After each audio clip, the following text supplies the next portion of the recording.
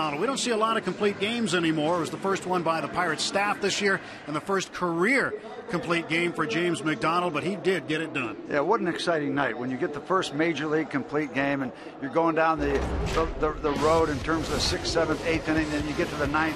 9th is pretty much adrenaline, but he just was good from start to finish. When they finished playing the anthem, it was James McDonald night. You know, there's a lot of fireworks of the offense, but this was the story last night. James, he's evolving into not just a Pittsburgh Pirates story, but a National League pitching story. It's been fun to watch him mature from a thrower into a complete pitcher. He's walking around that mound now like he owns a joint. Really, really a great night.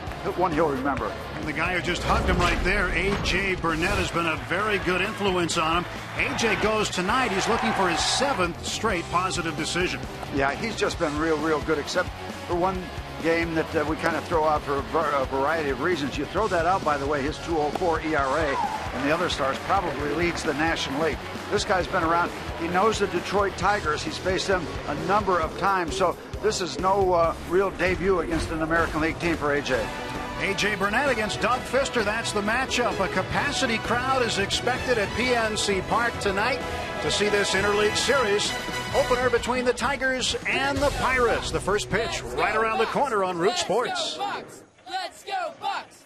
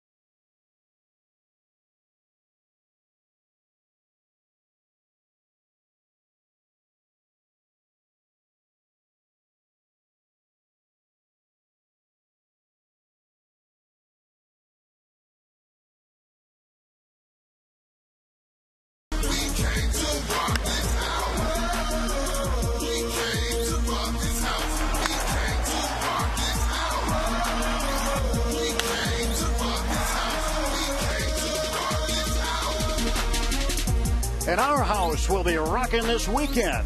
Huge crowds are expected for this big series with the Tigers.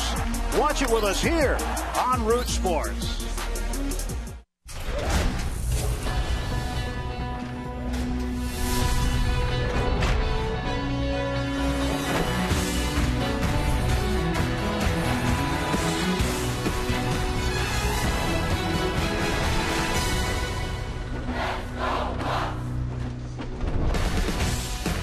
It's a Free Shirt Friday here at PNC Park, and what a night for baseball in the Berg. You'll see those gold T-shirts all around the stadium tonight.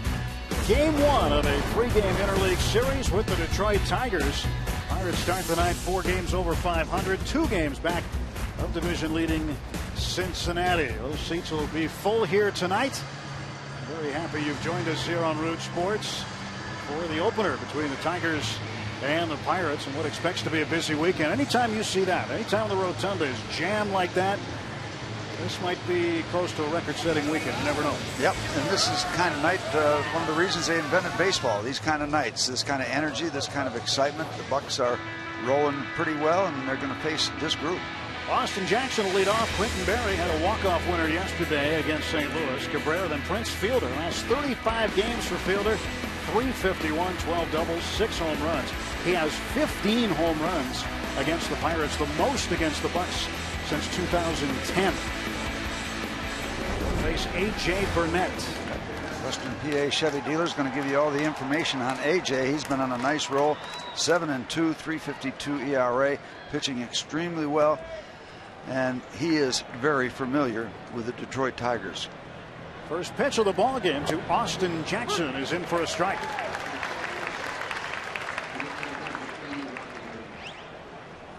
Jackson did not play against the Pirates in the series in Detroit at the end of May. Had an abdominal strain that kept him out for a while. And AJ gets ahead of him 0-2. But he is a speedster, the center fielder, hitting .317. 7 homers, 30 runs knocked in. He's stolen 7 bases, hasn't been caught yet. We don't catch too many people, to be honest. Yeah, the 0-2 just outside. Yeah, that is an issue, but the number of guys that have stolen against the Pirates, many of them haven't scored because the Pirates have been able to record outs. Quentin Berry on deck. He beat the Cardinals yesterday with a walk-off hit in the 10th.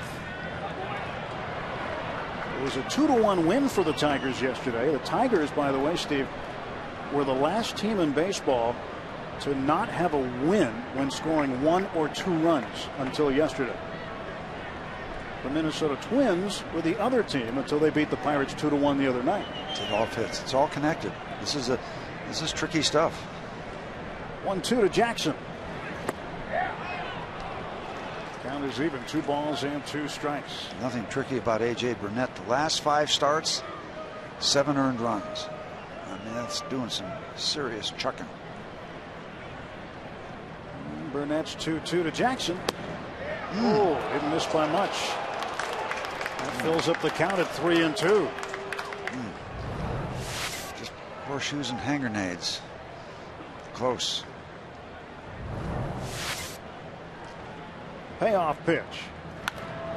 Right back to Burnett. He'll take care of Austin Jackson. And there's 1 down for Detroit on the top of the first inning. Behind A.J. In the outfield, left to right, Alex Presley, Andrew McCutchen, and Garrett Jones. Infield, around the horn, Alvarez and Barnes. Walker at second base. McGee back at first tonight with Rod Barajas completing the battery with his old battery mate, A.J. Burnett. Pedro Alvarez, another home run last night. His left the yard entirely, hit the top railing above the stands behind the Clemente wall, bounced out, hit an awning, and went down the hill and was caught by one fan who happened to be down there. Prevented it from going in the river. Saw Pedro glance over in the Pirate dugout just in case this guy wants to bunt.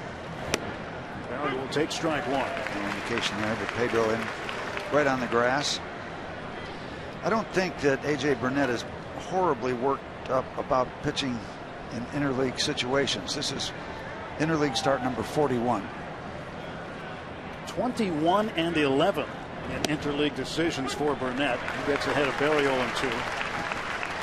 Leads all active pitchers with 6 career complete games in interleague play.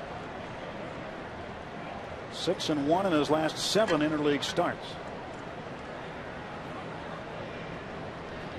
0-2 pitch to Berry. 1 ball and 2 strikes. Berry, the right fielder for Detroit.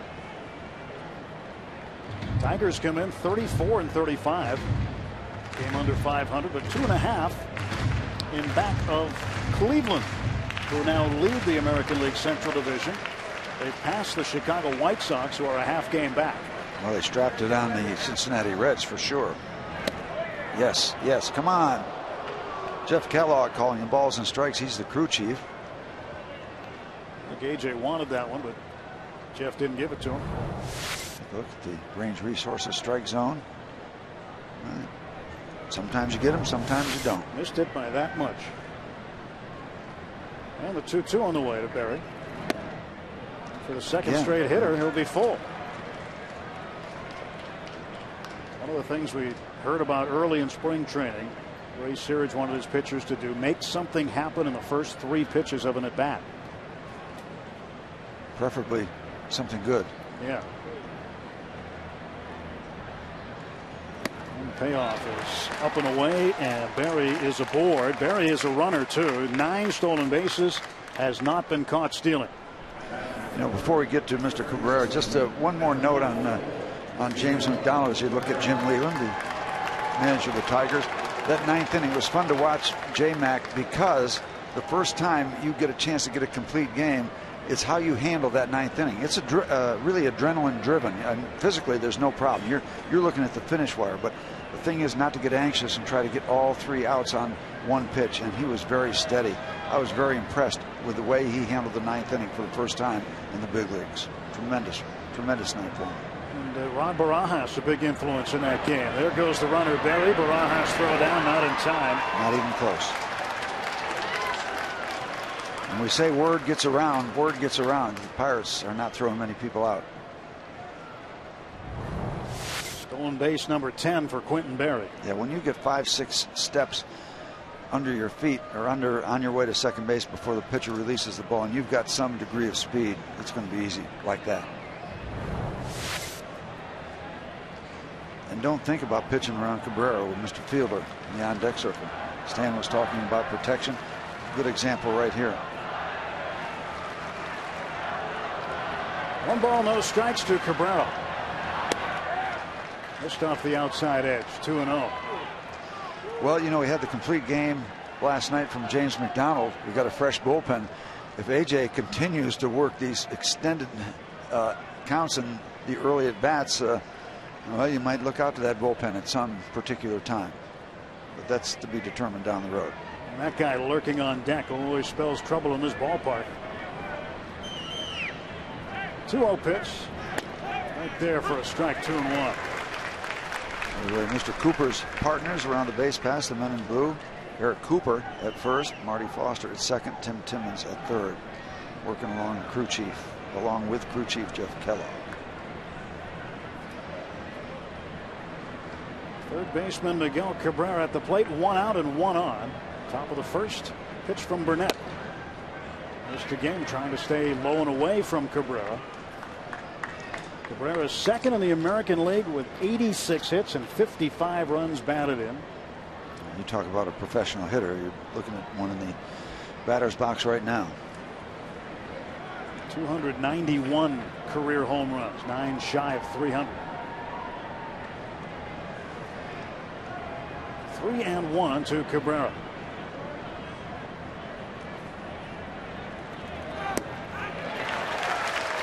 For the 3rd straight hitter, he's got a full count. AJ throwing a lot of pitches here in the first. Well, one thing Mr. Cabrera has to realize that AJ still has a little fire in that right arm. That one 94 miles an hour.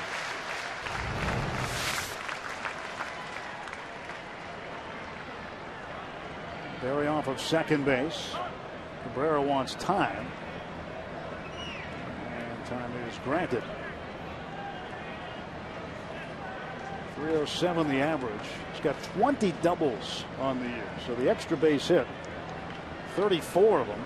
20 doubles, 14 home runs. He does not have a triple. Doesn't need a double to get the speedy Berry in from second base. Single would do that. And the payoff, a bouncer toward the left side of the infield. Alvarez has it.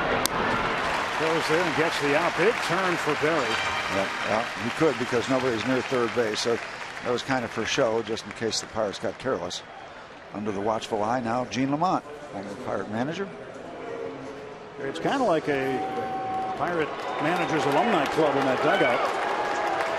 There's Gene Lamont, just mentioned him, and Jim Leland, Lloyd McClendon.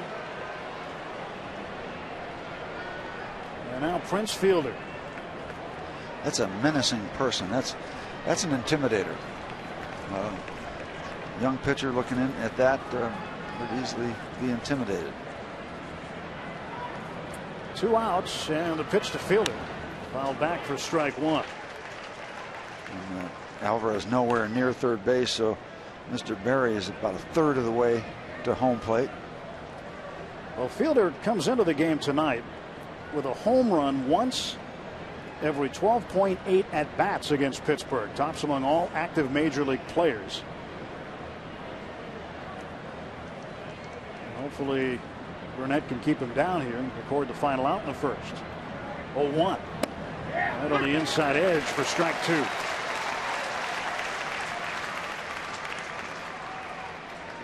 Farrell Automotive League leader stat. We're driven to be better.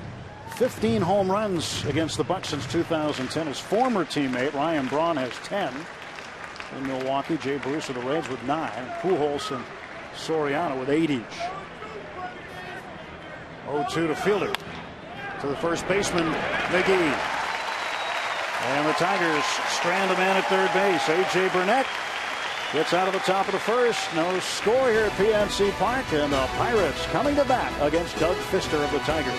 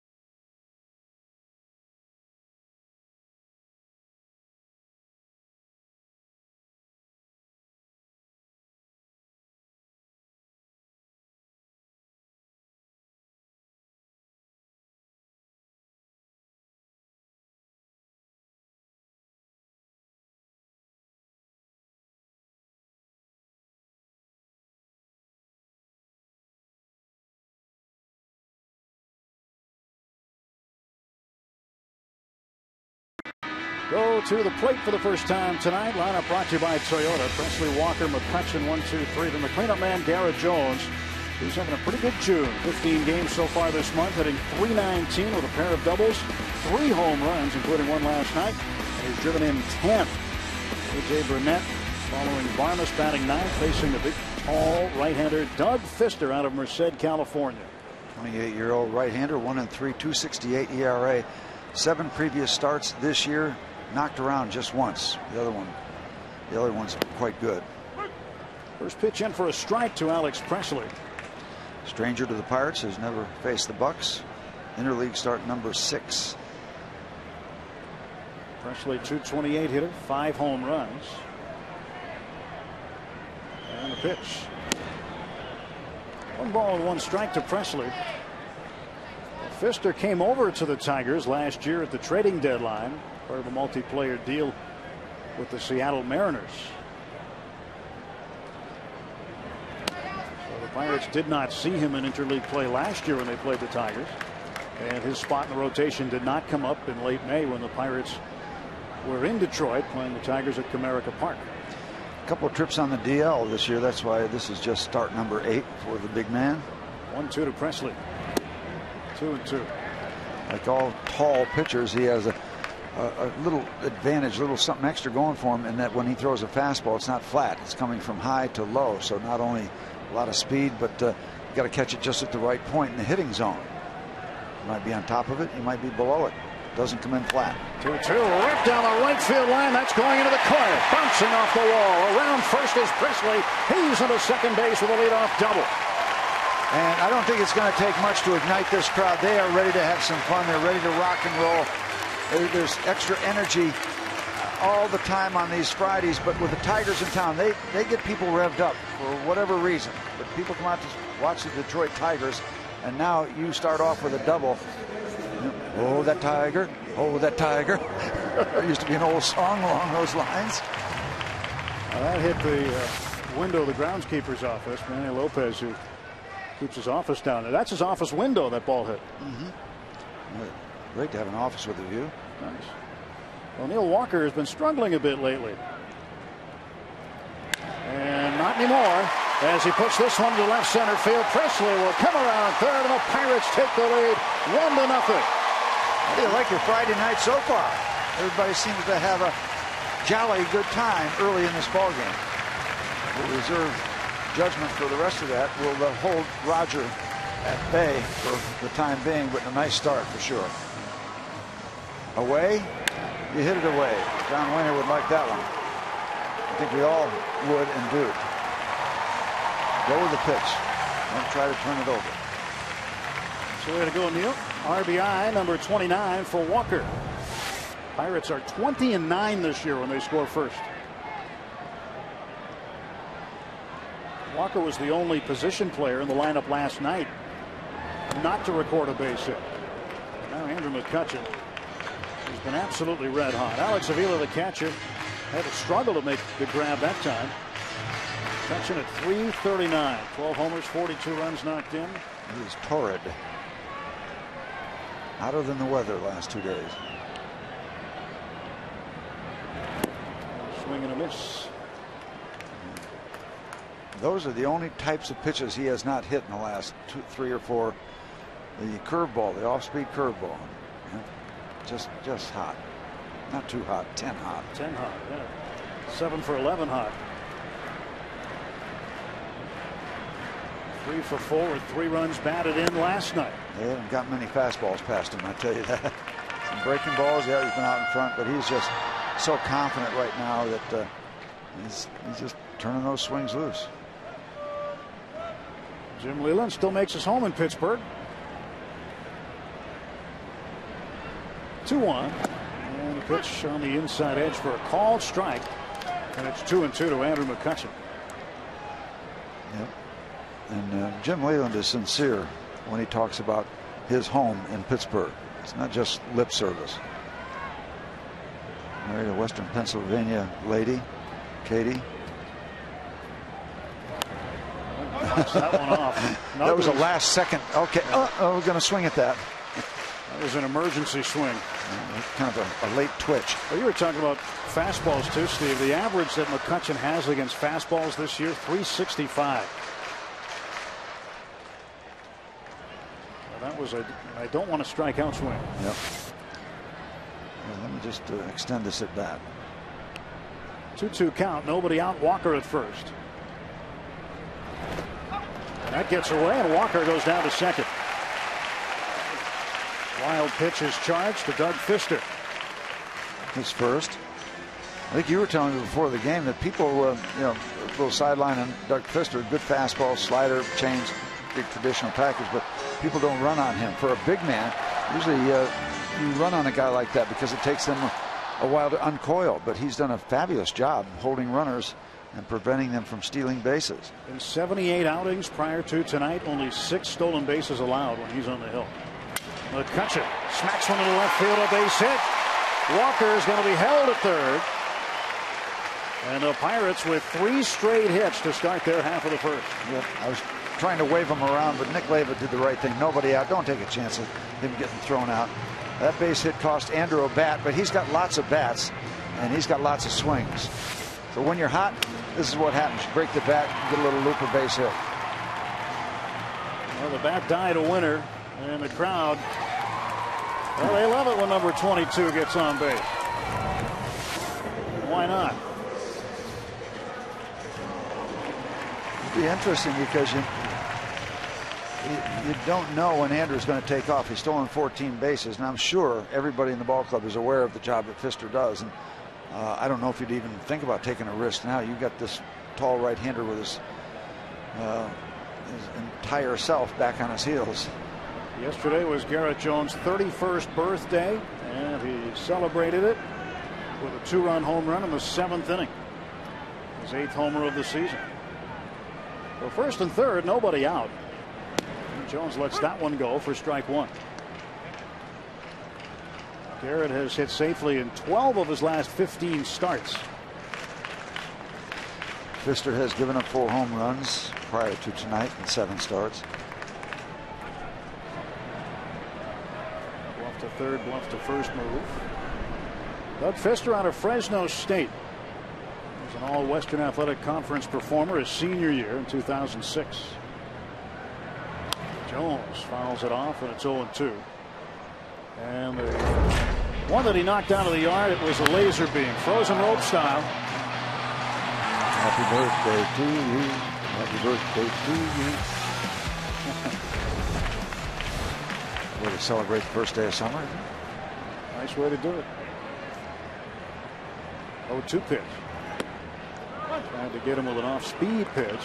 Garrett wouldn't bite. And by the way, it could be another favorable night for hitters with a gentle breeze blowing straight out. So you get no kind of wind that's going to knock anything down. If it's up there and sit well, there's nothing to prevent it from carrying. 1-2, tap foul.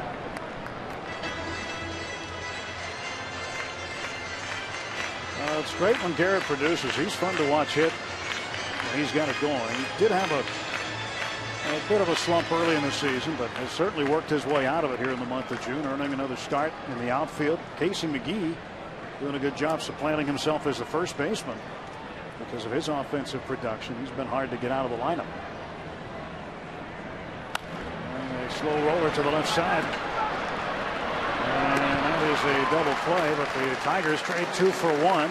Walker comes in to score, and the Pirates up 2-0. No RBI, but it is a run. And that's how they keep track of things. Runs are more important than the RBIs. That's the total that counts. Neil Walker, the RBI base hit, driving in Alex Presley after Presley's leadoff double. And now with 2 down and the base is empty, Casey McGee will stand in. McGee with a 9-game hitting streak. His career long, he's done it twice, 11 games. He's approaching that. Ball 1 to Casey. Think about where McGee is now at 242 and where he was a month ago at this time. He was below the Mendoza line, and when the Pirates went on the road to his old stomping grounds in Milwaukee, it's really when he began to start ripping the baseball again. He has been a regular in the lineup since. I think that on those nights, Steve, when he found himself out of the lineup, he had some time to reflect and think about what he needed to do to get back in the lineup. 371 over this 9-game hitting streak, a pair of home runs and 8 runs knocked in. Liking that. 2-0 pitch. That's low. 3-0. Now you've got a Fresno State Bulldog and Doug Pfister pitching to another Fresno State guy and Casey McGee, but they just missed each other.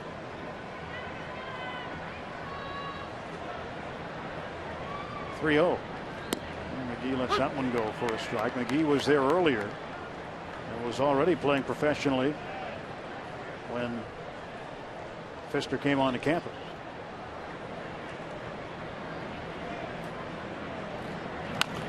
Chopper down to third. Hustling to first is McGee. Cabrera will throw him out.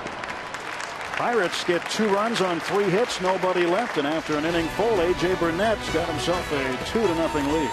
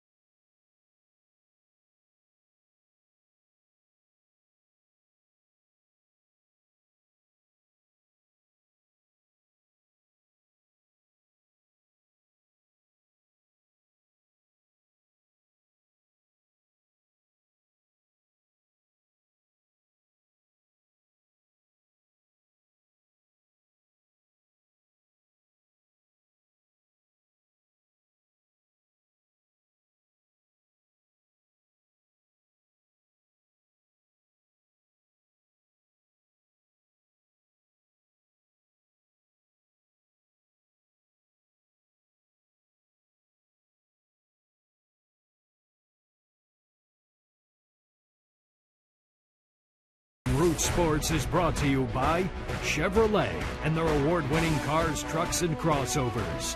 By your Toyota dealer, where quality, dependability, and good MPG all come standard.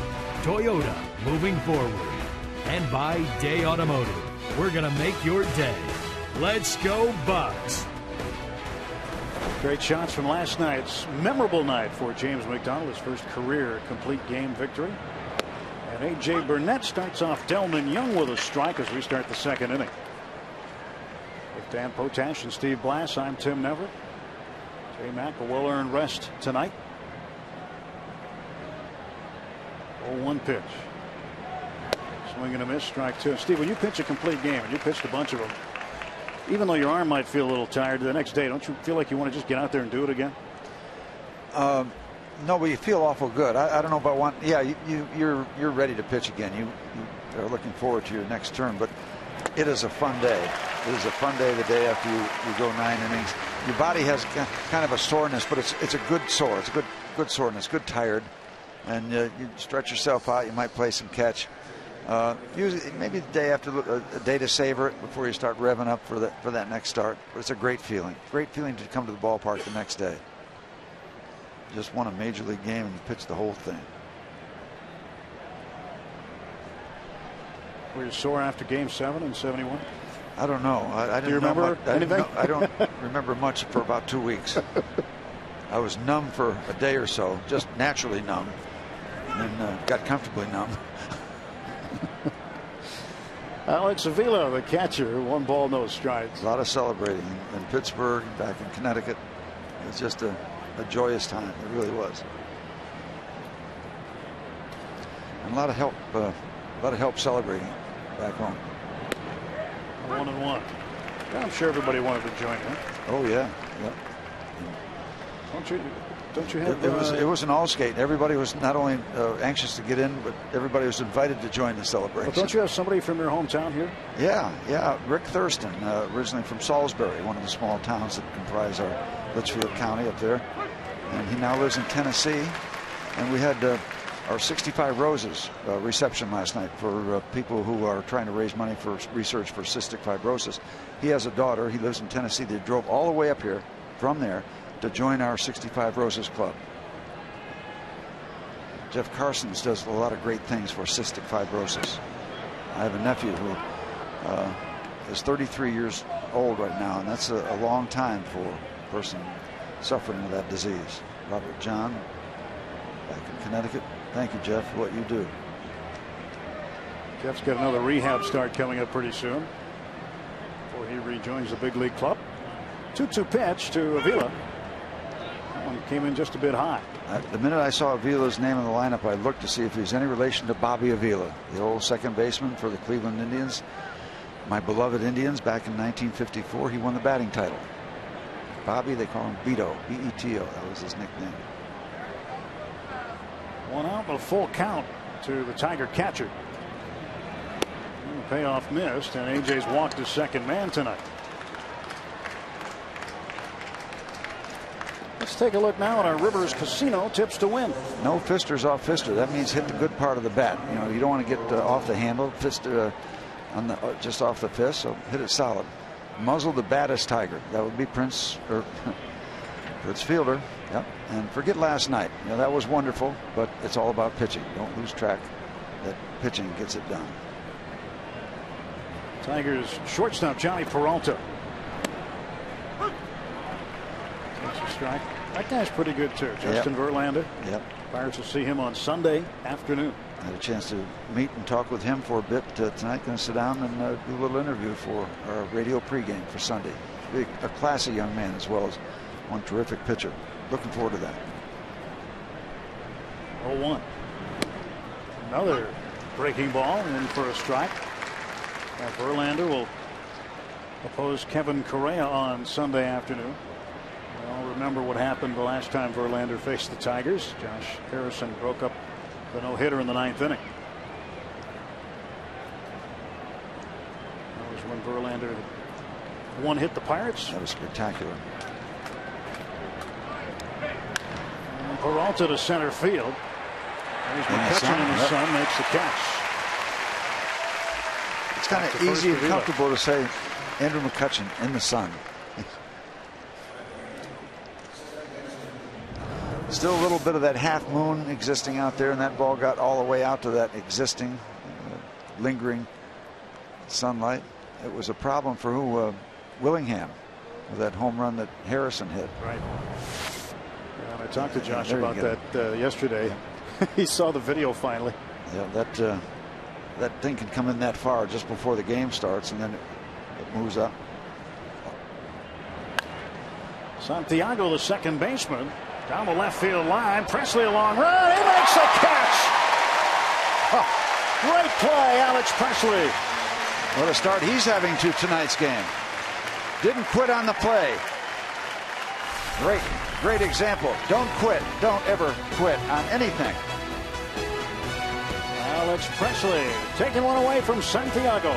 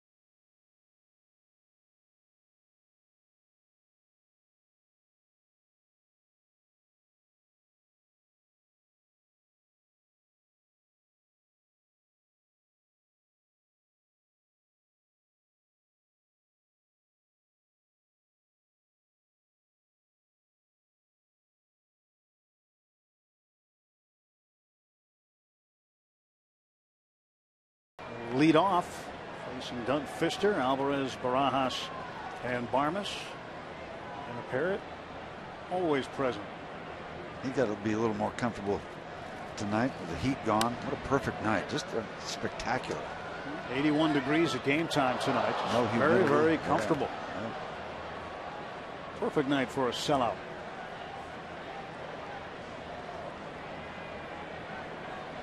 They're stacked up on the rotunda.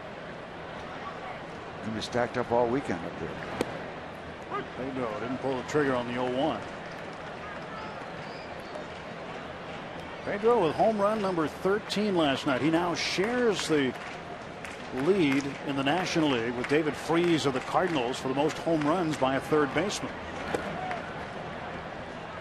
And the only third baseman in baseball with more home runs is out there right now. That's Miguel Cabrera. He's got 14.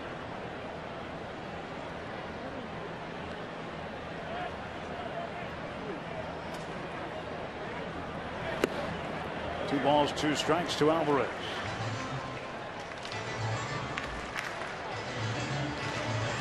Pedro is pretty pleased with the one he hit last night. He still fantasizes a little bit about getting it over the railing and into the water. But just over the wall is good enough. 2-2. That's up high, and the count 3-2.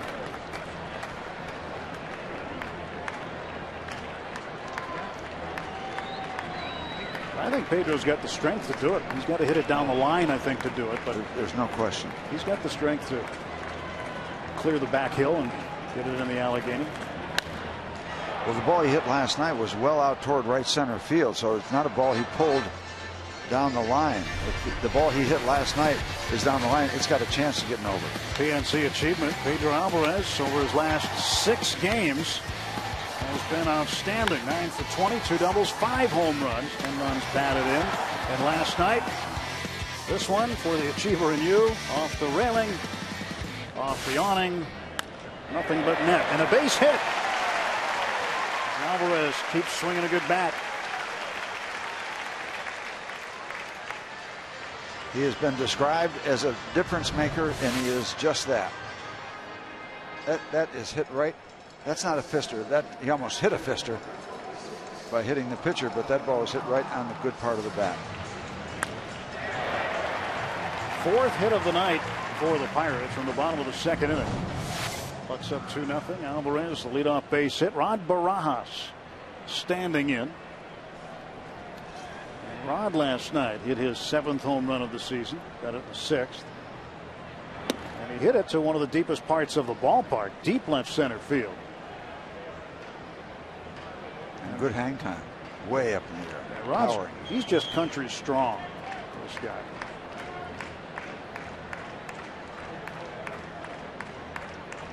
He loves to hunt the fastball. That one's inside. 2 balls and no strikes. You look at him. There is the look of a catcher, major league catcher, kind of grizzled, been up and down the street, knows things, studies his pitcher, doesn't say a lot, really is into the game a lot more than people realize. He doesn't do it verbally, doesn't have to, but his pitchers all know what he does, and there's a lot of individual attention by that type of a catcher with his entire pitching staff, and pitchers believe in a guy like that.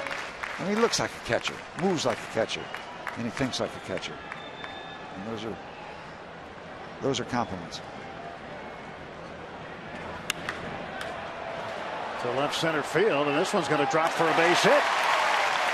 Back-to-back singles to start the Pirate half of the 2nd inning. So the Pirates having some good swings and some good results off Pfister, who is coming off a really good start against Colorado, where he worked 6 shutout innings, giving up just 3 hits. But before that, 5 innings against Boston, giving up 6 earned. Good fortune for Rod. Didn't get a lot of this, but strong enough, as you said, just to move it past the shortstop, and it drops in. Pfister good last time out. The time before that got lit up. Let's see what happens tonight. Barnes will take a strike. Clint did not start last night. Josh Harrison spelled him at shortstop, but Clint back in there tonight. Yeah, hard to keep Hot Rod Harrison out of the lineup the way he's been playing. He's been doing a great job moving all over the place. Fouled off, and it's 0-2. Barnes has 4 hits over his last 8 at-bats. Got an 0 for streak snapped on Tuesday night with a 3-hit performance. Also ended up producing some runs.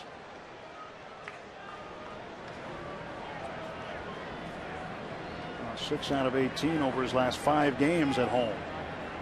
2 on, nobody out, the 0-2. And Barnes swings and strikes out.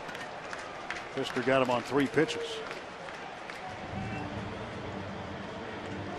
And Clint Barnes, now that's a guy that's been around a while. He knows how disappointing that is when you get this kind of start to a half inning, 2 men on, nobody out, and swings and really doesn't make good contact or contact at all at the end. Nick Leva, third base coach, talking to A.J. Burnett, and Pirates probably trying to sacrifice. Well, Detroit's certainly thinking that. Fielder is creeping in. He's had 1 successful sacrifice bunt. We turn him loose here. It would be tough for Detroit to do much. Pitch up high for a ball. AJ hitting 0-59. Look down at Nick again, see if we're still bunting.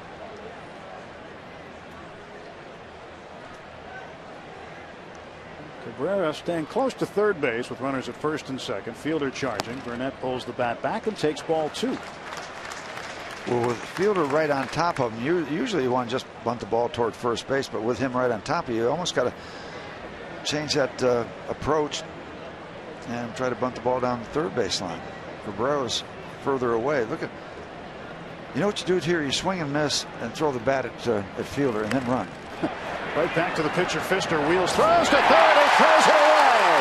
Alvarez will score. Into third, Barajas. It's 3-0. Here comes Barajas. It's 4-0.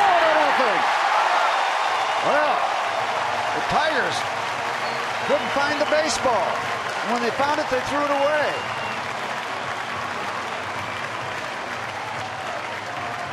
Thank you very much. That's about the most success you're going to have on a sacrifice bunt, especially one right back to the pitcher. Yep. Okay, check it out. The pitcher gets it. He's going to go to third base. And you can see it's very wide. No chance for Cabrera. So that's going to be easy for Alvarez to come in. Barajas coming in, and they bobble the ball a second time. Out in left field, and he gets in comfortably. And this is not a speed demon. He didn't even have to do that patented roll he did earlier in the year coming into home plate. Here he comes. Here comes the big man. I don't know if that was more of a slide or a surrender, but he got in there. I think he blew a tire. Wow. So no sacrifice there. It's a fielder's choice for Burnett. An error on the pitcher, Pfister, on the throw, and then an error on the left fielder, Delman Young, to allow Barajas to rumble home. And ground ball toward second base. They will get one out of it. Especially aboard on the fielder's choice, and Burnett is forced out 4-6. AJ getting the job done unconventionally, but nonetheless got it done. 4 is a big number too for the Pirates in terms of runs, because when Burnett gets 3 runs or better, he's very, very good.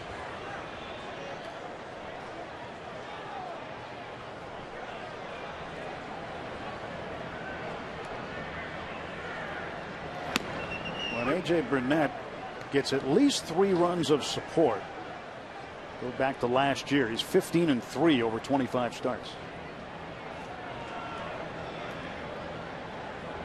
There's Walker. He had an RBI. He's got the only RBI in the game.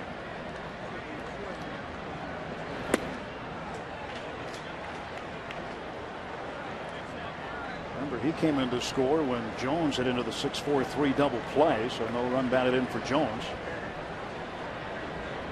No runs batted in this inning, in spite of the fact there are 2 runs on the board. Walker takes a breaking ball for a strike, 2-1. Pirates have won 4 of their last 5. They're a game over 500 in interleague play this year at 8-7. And at home they have been outstanding, 21-12. Walker takes strike 3. 2 runs come in, 2 hits, 2 big errors, and a man left. 4-0 Buccos.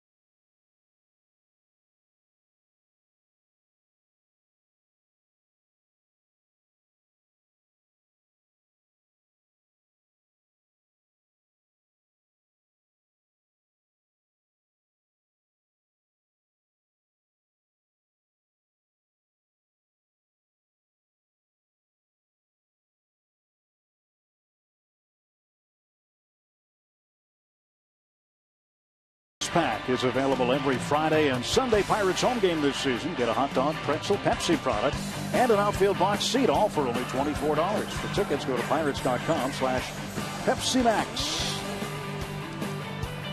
Sold out house here tonight at PNC Park, and they're enjoying an early Pirate lead. Top of the third, 4-0 Pirates. An early Christmas gift. A couple of errors, a couple of runs resulting. Pitcher Doug Fister will lead off, the number 9 hitter in Jim Leyland's order. No average this year, but career as a hitter, 2 for 8 with a double and a run batted in.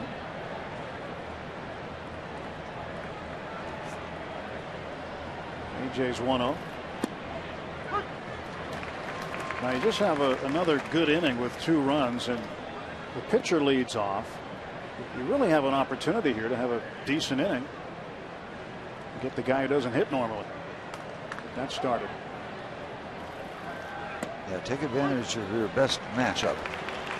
You won't win it all the time, but you should win it a high percentage of the time. Your mound opponent, he's pitching primarily because he couldn't hit early in his life. 1-2 pitch. And he takes strike 3. Second strikeout of the night for A.J. Burnett. A.J. Burnett now career 1,851 strikeouts. He's 8th among active pitchers in that category. The K Club. Be nice to fill up that bar tonight, huh?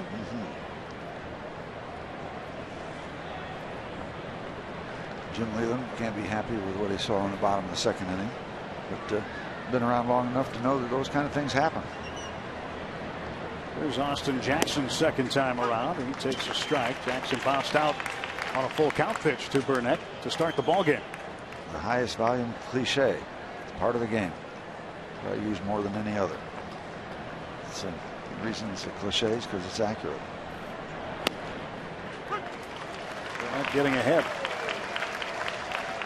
Well, AJ's 5-2 career-wise against Detroit. That's the good news. The bad news, it's an ERA of almost 6. So somewhere along the line he got some offensive support. 5-2 with a very sketchy earned run average. Well, considering that part of the time he pitched for the Yankees, chances are they gave him some offensive support. Yep. They can score usually. It's summertime in the Berg.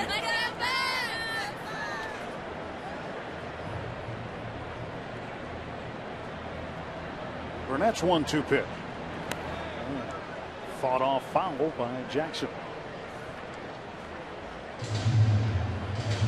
Jackson was reinstated from the disabled list prior to the game against the Cincinnati Reds on the 9th of June.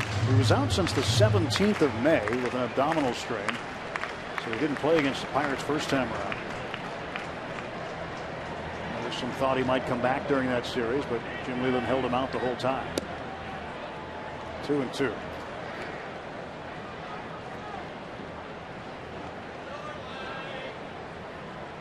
Thing about Jackson, he can run. Of his last 23 hits, 12 of them have gone for extra bases. 2-2 to Jackson. And Burnett's got the count full again. Awkward looking follow through for AJ. He lost his footing a little bit. 45 pitches for Burnett so far tonight. Clint Hurdle let James McDonald throw 120 pitches last night. He just chops away at the back end of this outing. Got him. Strikeout number 3, number 2 this inning.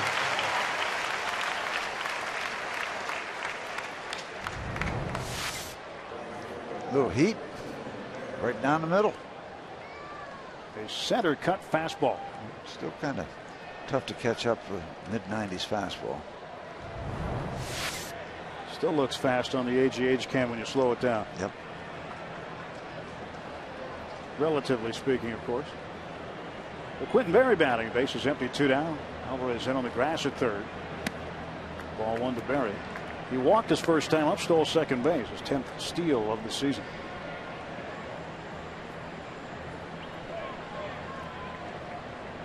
You never see much panic from A.J. Burnett, do you? I mean, look, kind of calm and cool, collected out there. To left field and over toward the corner is Presley on the track, makes the catch. And Burnett retires the side in order. 2 strikeouts and the flyout.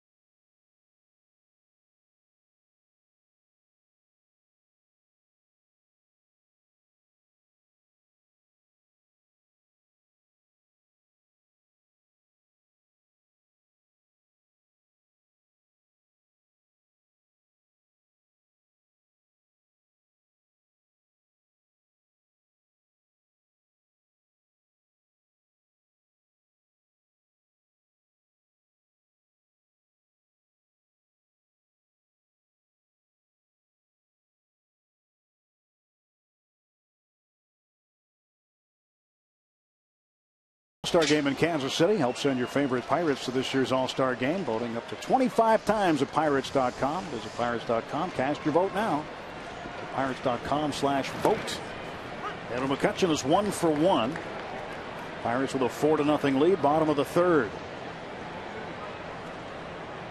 Right there. Vote for Kutch. 0-2. Well, he took a 2-strike pitch and knocked it into left field for his base hit in the 1st inning.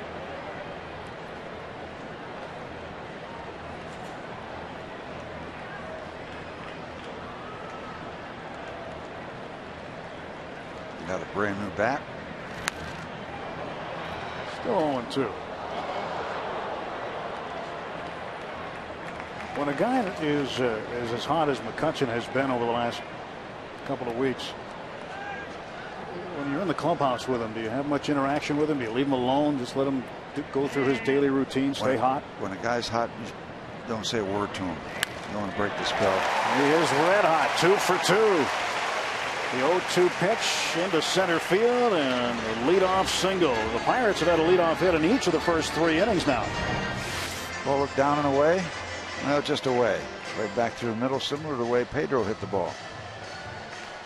Do we know what that white sleeve is on his arm? I think Harrison had one of those too. It's like they're called a compression sleeve.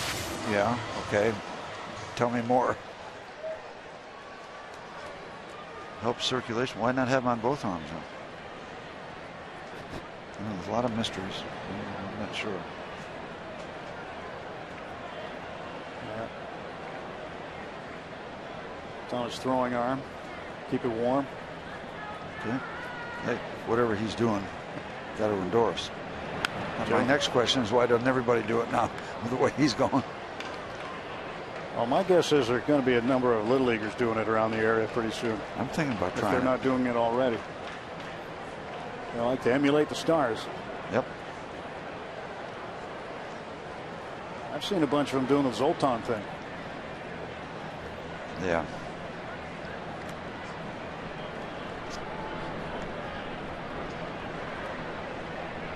Just like you did back in the 60s and 70s, huh? Yep. The Zoltan thing. Yeah, we did a lot of that. You did a lot of that, right? Some guys had a 280Z car. Garrett Jones, 1 ball, 1 strike, hit into a double play in the first inning. 313 in June. Now, how about the Keystone Jolly Roger? That's a great item. There's no question about it. The Pirates have the coolest flag in all of baseball. And on the last road trip, what was neat to see was in Cleveland, some fans were hanging them up way up in the stadium, raising the Jolly Roger. Uh-oh.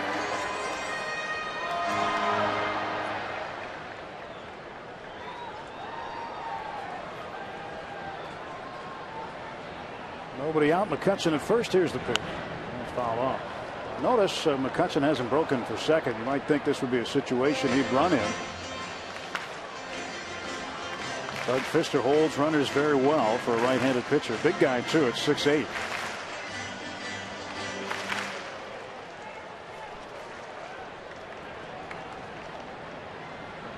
Clint Hurdle telling me before the game he thought they could hit and run on him, and Jones rips it to the right field corner. Oh, it's foul.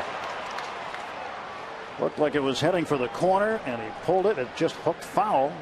Hit that railing where it juts out right near the foul line. And Andrew had already jumped on the last train to Clarksville. He was around second base. And Jones, he knew it as soon as he saw it plunk off the railing.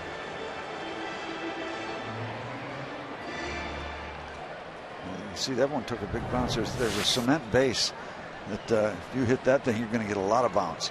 All kind of different surfaces in and around the outfield area. Jones down on strikes. He's 0 for 2. Number 3 for Fister.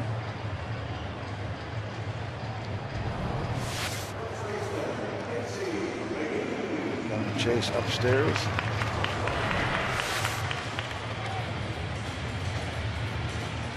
Casey McGee 0 for 1. He grounded out to Miguel Cabrera at third base in the first inning. I was talking to the skipper before the game about, Fister holding runners, and the mantra lately is run, run, run. The Pirates have a lot of stolen bases this month, and a ground ball to third. Cabrera to Santiago, and that's around the horn. Inning ended. Double play. We'll head to the fourth. Pirates 4 and the Tigers nothing.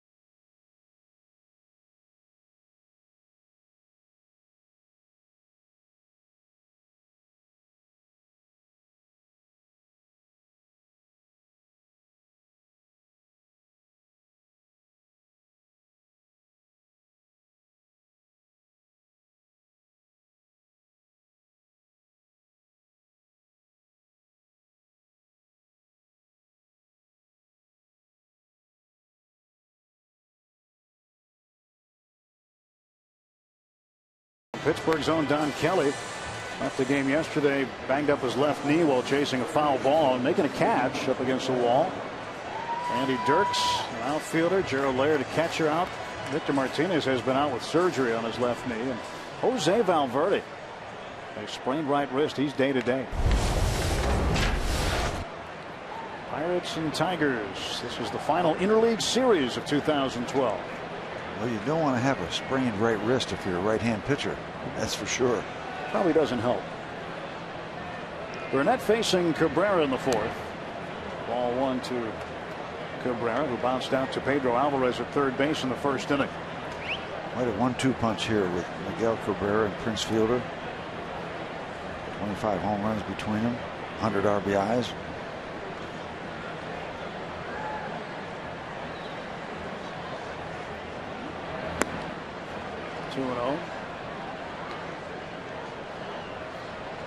A.J. Burnett's been a big help to this staff, and Clint Hurdle was talking about him prior to the game, saying that he came in here trying to reignite himself after some struggles in New York. Came in with a great mindset and wanted to be the staff ace, and he has been pitching like that, winning 6 straight starts, has the best record on the club at 7-2.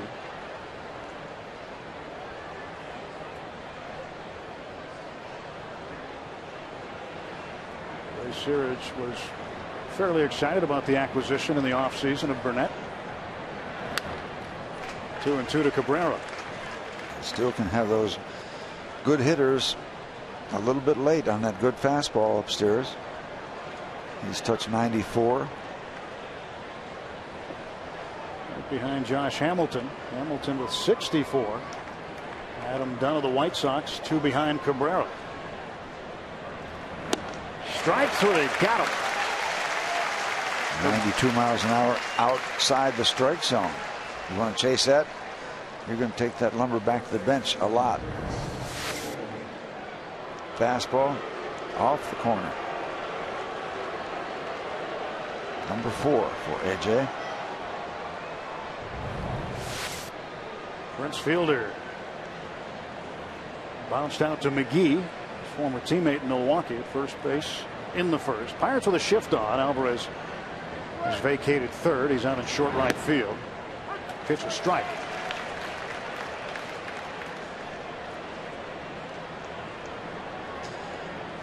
Well, there's home cooking and there's home pitching, isn't there? Pirates enjoying a lot of both. Playing well at home, and the pitching here in this ballpark has been outstanding. Burnett this year at home 4-0. His earned run average here at PNC Park this year 1.27. Hasn't hurt it today.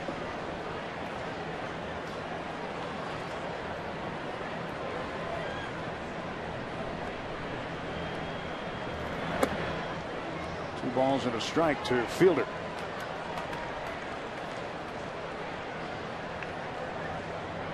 Home 4-0, on the road 3-2, and that 7.18 ERA has a lot to do with that outing he had in St. Louis. Ground ball to Alvarez, and that's going to be a 5-3 putout, even though Pedro is out in right field. 2 down. Let's take a look at our AT&T Mobility trivia question. Question tonight. A.J. Burnett has won 6 straight starts. Who was the last Pirates pitcher to win more than 6 starts in a row? Now, we know Doug Drabek also won 6 in his Cy Young season of 1990. But who won more than 6 starts in a row? Last guy to do it. He had a great start to a great season in Pirate history. 2 men out. Left fielder Delman Young at the plate. He's behind 0-1. Young struck out swinging in the second. I'll give you a hint. It happened in 1971. You know the answer. You were there. But it was not Steve Blass. No, it wasn't. No. Wish it was. Wish it had been. Strike 2. Foul ball. We had some runs like that, but it was a different year. This guy that we're referring to in our trivia question passed away, no longer with us, but he had an interesting all-star break in Detroit. Oh, is she excited? Look at that. Yourself a baseball. Got a souvenir tonight. Major League Baseball. There's a difference. Everybody that gets one, they really look at it very carefully at first. 0-2 to Young.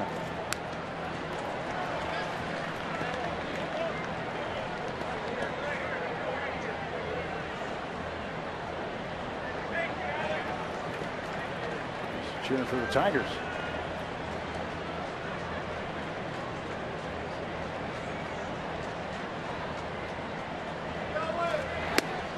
This guy we're talking about also went into an opposing clubhouse before he was starting a game against them and said, sorry, nothing personal, but I'm going to hit everybody tonight. And did until they finally threw him out of the game. That's a legendary story. It was a base hit to center field. You might have given it away with that one, or maybe not. But the great part of that story was Pete Rose later said, I thought I was safe. He had a Latin guy and a black guy and a white guy in front of him. He said, I think he's at quota. Bang, right in the ribs. Alex Avila walked his first time up. Doc, an equal opportunity pitcher that would hit you. Yeah. Now you did just give it away. Oh, did I? Did I say Doc? I didn't mean to say Doc. I didn't say LSO, did I? No, you'll say that next half inning when we actually give the answer. Well, I hope it was Doc. Just came out. Just didn't even think. Just pretty much the same line of thinking when I came to the ballpark today without a shirt and tie. Had the golf shirt on. Tough going back and forth on Banksville Road during rush hour. Yeah, I would think so. You're going to bring one of each next time, aren't you? And I'm going to be stocked here at the booth. 1-0 to Avila, 2 out and a runner aboard. Pirates up 4-0. And a ground ball toward the middle. Barnes has it. Nice and easy to first. And the Tigers are all done 8 in the 4th. A.J. Burnett's given up 1 hit through 4 innings.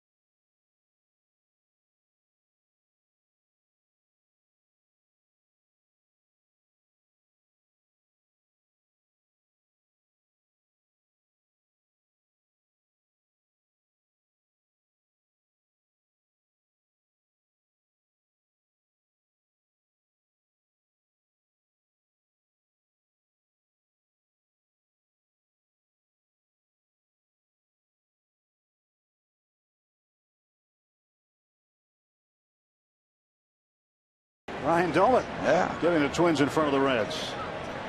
Here's Pedro Alvarez, and Alvarez 1 for 1 with a base hit and a run scored. Yeah, it'd be nice for the Twins to go into Cincinnati and do a little damage this weekend. Pirates trailing the Reds by 2 games, starting action tonight. Yeah, it's a good hitting ballpark, and right now the Minnesota Twins, pretty good hitting ball club. Take a look at the Central standings. Pirates right there. St. Louis, after losing yesterday to Detroit, 4 back. Milwaukee 6.5 back, Houston 10.5 back, and Chicago 14.5 back. Alvarez takes the off-speed pitch for a strike. It's 1-2. Little floater coming in there. Starting Monday, it's back to National League only action. Pirates will start a 4-game series with Philadelphia Then on to St. Louis. 1-2 pitch is fouled off. Another floater.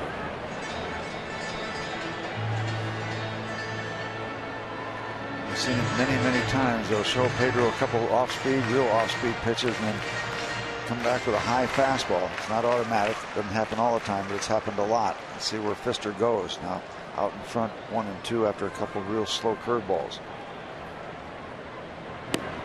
Strike 3 call. He got him right at the knees on the inside part of the plate. Kind of a slider. Went away from the slow curve. Slider nicely positioned. Like a little maybe cutter inside. Yeah, the old original slider. Cut fastball. Well, Pfister known as a sinker slider guy, but he does have a cutter, does have a change, and he will mix in a curveball. Yeah, I saw a couple curveballs in that looked like a slider. 82 miles an hour is not down to the speed the curves were, so kind of a tweener. 1 out, base is empty for Rod Barajas. And he's got one into right field. This is going to drop for a hit. He's got 2 of those. Yeah, he's got it going on. Barajas 2 for 2 on a pair of flares. At least this one didn't cost him a bat. A little flare to left center first time up. Now a little cut shot down the right field line. Out of the reach of everybody. It's Diane Quayle. Bill Verdon up in the Hall of Fame club would like that. Oh, Bill Verdon, very live quail. He is the quail. Named the quail by Bob Prince. For all those he had little dying quails he'd hit in the little flares, shallow just like right, that. shallow center, shallow left center, shallow right center. Nothing in 1 to Barmes. Strikeout victim in the 2nd inning. Down to third base. Cabrera, 2nd for 1, back to first, double play. And a quick inning in the 4th. No runs, a hit. That's it. On to the 5th at PNC Park.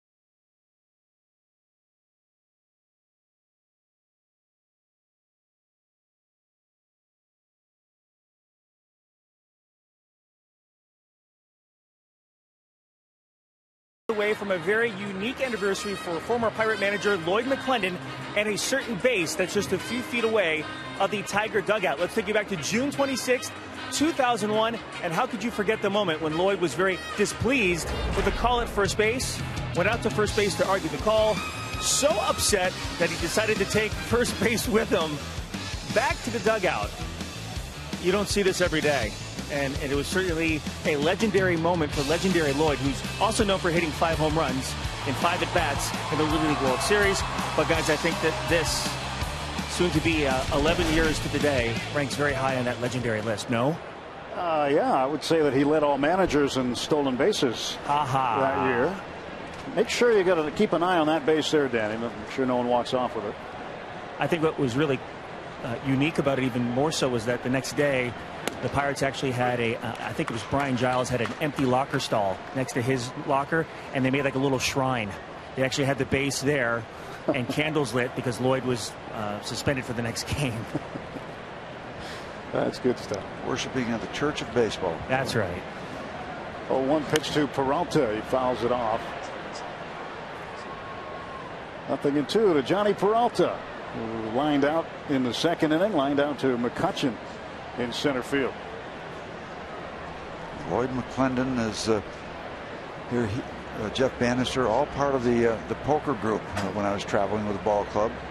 Joe Jones, a coach, then we had quite a lively poker group on the airplanes. A lot of fun with the coaches. Pedro Alvarez plays the good bounce, and Peralta is out. Well, finally, Steve, we're going to get to our AT&T Mobility Trivia question answer, since there's so much suspense you left us with. Yeah. A.J. Burnett has won 6 straight starts. Who was the last Pirates pitcher to win more than 6 starts in a row? Well, you know, you can always say, who was the only pitcher that ever pitched a no-hitter on LSD? Same answer. Yeah, although if you believe that, then I've got a bridge in Brooklyn.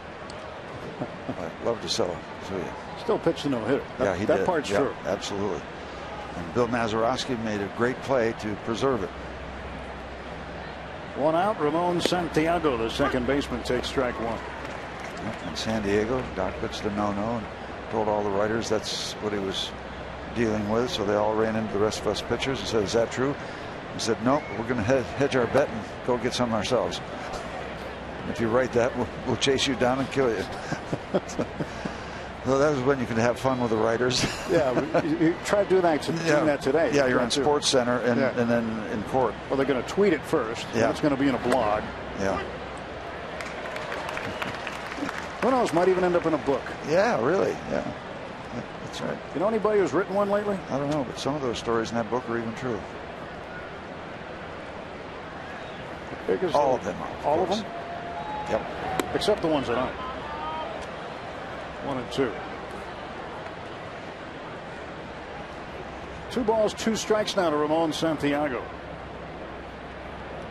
Santiago hit a fly ball and foul ground down the left field side. Alex Presley made a great sliding catch on the warning track to retire him. You're not interested in the purchase, are you, of a book? By any chance, I got something in the locker. Well, I've already been that route. Walker throws him out.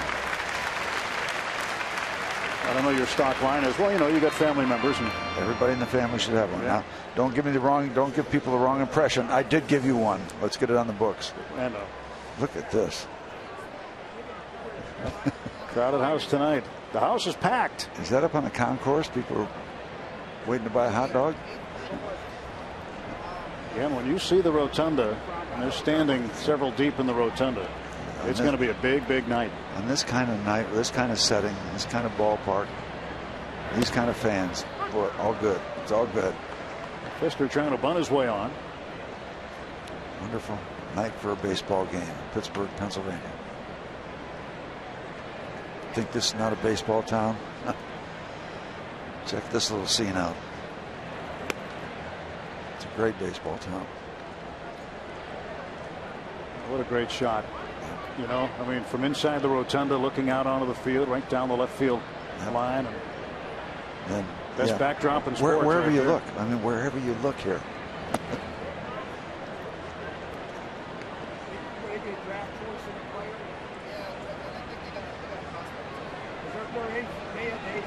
AJ looking for one more out to get halfway home.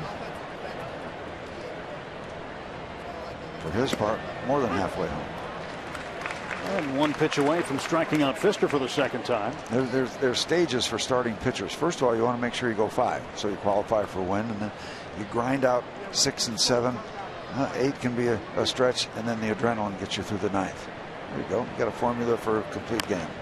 All right, Fisker passed the mound. Alvarez with it. 1, 2, 3. Go the Tigers for the second time in the ball game. Over the bottom of the 5th. 4-0 Bucks.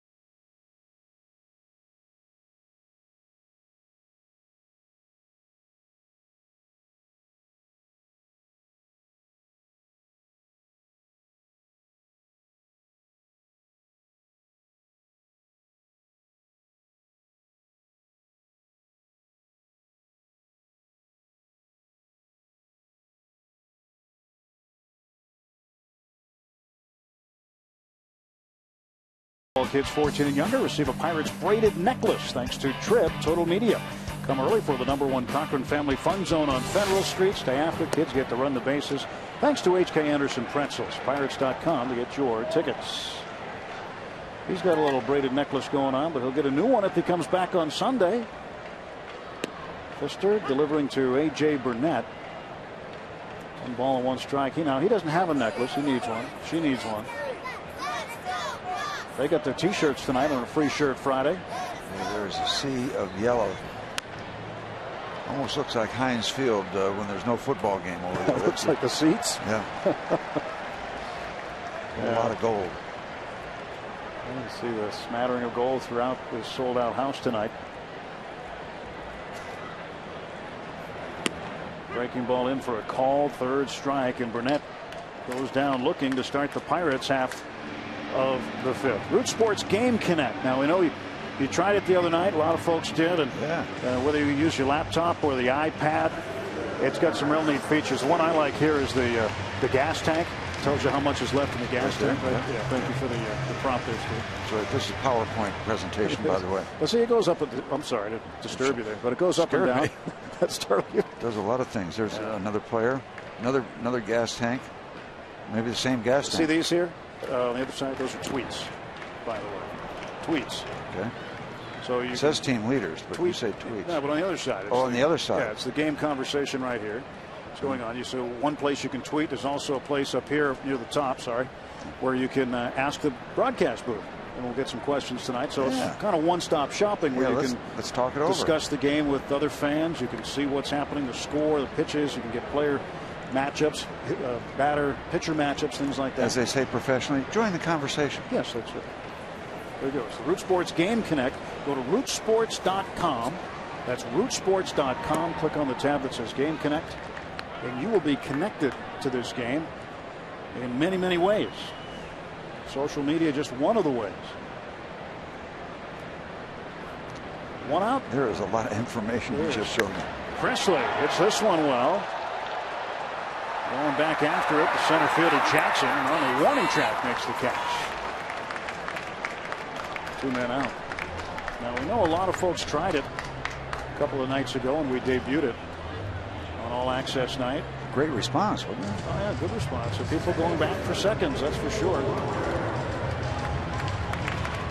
I got to show that to my buddy Mike Moreau, the great Pirate fan out in the South Hills. Love that.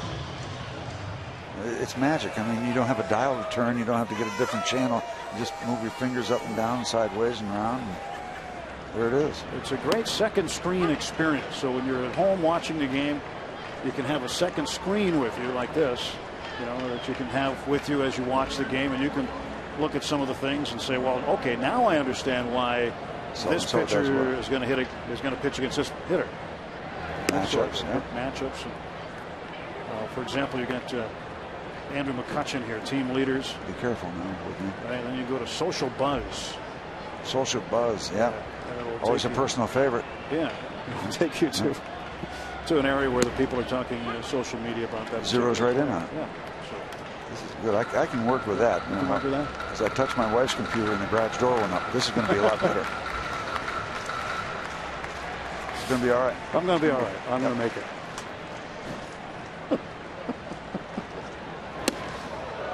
Of course, when the doorbell rings, I answer the phone. So, it's all related.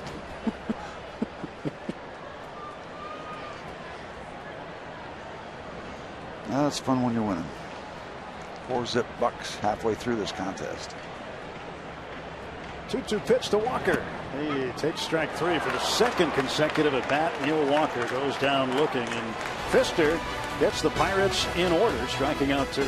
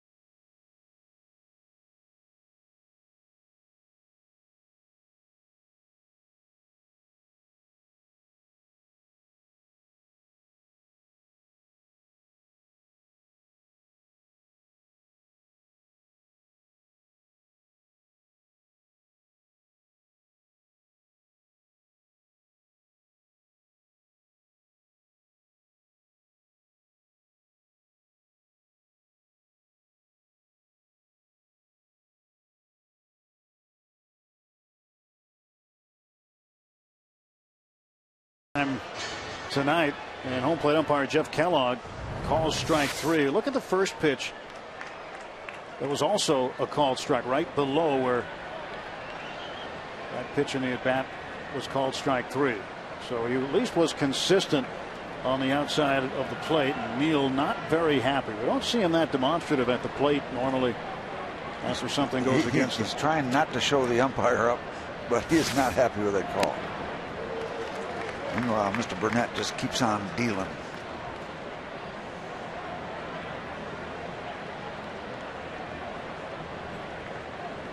Nothing in 1 to Austin Jackson. 1 ball and 1 strike. Jackson's 0 for 2. He struck out swinging his last time up. First time he bounced back to A.J. Burnett.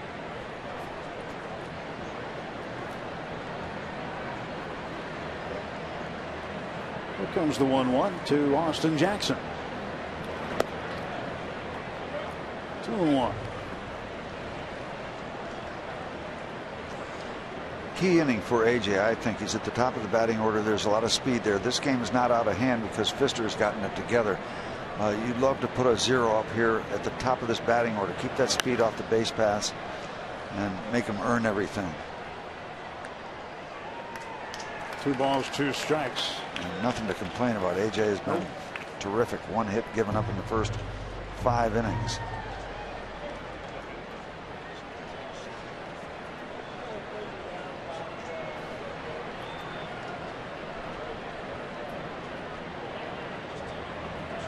Two pitch. That's through the hole on the right side and a base hit. So Jackson, a leadoff single. That's the first time tonight that the Tigers have the leadoff man aboard. All right, our Root Sports Game Connect Ask the Broadcast question. You can interact with us on Game Connect at rootsports.com. Bob from State College. The last couple of years, A.J. Burnett was considered to be washed up. Steve, how much credit do you give to Ray Searage for this comeback? Well, first of all, I don't think he was considered to be washed up. He had a couple tough years in New York. You certainly give some props to Ray Searage, but you give a lot to A.J. Burnett because he's the guy that has to walk across the chalk and get it done. Now Ray in supporting and working with him, but you know A.J. Burnett's been around long enough to a degree be a lot of his own pitching coach, and Ray will understand. Ray will agree with that. He knows the deal. He's been around a long time, so he knows pretty much what he's doing right, what he's doing wrong, corrections. But in terms of working with Ray, he trusts Ray Searage to see things that he might not be seeing. Maybe approaches that he might have not been considering when he first got here. But when it gets down to cases, you got to take the ball out to the mound. And he has the full support of Ray Searage, and I would think he enjoys working with Ray. But ultimately, the player has to do it. That being said, this entire coaching staff and all major league coaching staffs get to the ballpark at noon. You're talking about 7 hours of work in before they play the anthem. You give them all a lot of credit, and so do these players, by the way. Barajas has to be ready to throw as Jackson, good base stealer, has 7 steals, has not been thrown out. And you get the idea there's good dialogue between this particular pitcher and his pitching coach and the manager. Maybe not the same kind of dialogue a young pitcher would have. He can contribute to the conversation. In other words, if he goes into the 7th inning, he's throwing a lot of pitches, they might say to a young pitcher, it's over, you're done. They might listen to a case being pled by a guy like A.J. Burnett because he deserves that. He deserves that kind of respect. Not that it happens all the time. A manager will tell you, all right, you're done. If you've been around 15 years, he might tell you that. But he also might consider your opinion at times. Well, AJ now falling behind Barry 3-0. Tigers trying to get something going, trailing 4-0 in the 6th. And you get the idea that A.J. Burnett has never been obsessed, let's say, with holding runners. I mean, they run on him a fair amount of the time. I don't think a stolen base bothers him all that much. His primary interest is right there with the hitter. Could it be better? If that's the case, and I'm giving you some speculation, if that's the case, does he alter his concentration to the plate to try to be better with runners? If you got to choose, if the guy's going to choose one or the other, he's going to concentrate on the batter. You'd like to have a little awareness of both. There goes the runner. Pitch is inside, ball 4. Now 2 on and nobody out. Third walk. Yeah. It doesn't come at a great time. It does not, because of the batters who are coming up now. Miguel Cabrera and Prince Fielder behind him.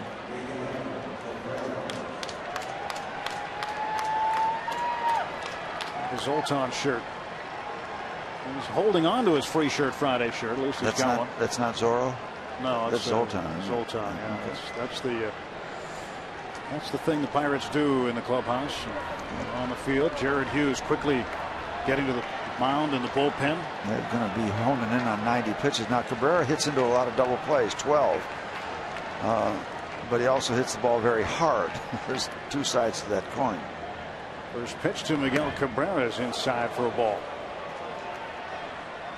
Cabrera tonight 0 for 2. Bounced out to Alvarez at third base and then struck out swinging in the fourth. Barajas out to talk with a pitcher he has become very familiar with. Those guys were together in Toronto in 2008. Nobody has hit into more double plays on the Detroit squad than Cabrera. Boy, you talk about a perfect place for a ground ball double play right now. Love to write that script. 1-0 to Miguel Cabrera. Middle infield looking for 2. McGee playing behind the runner, Barry at first.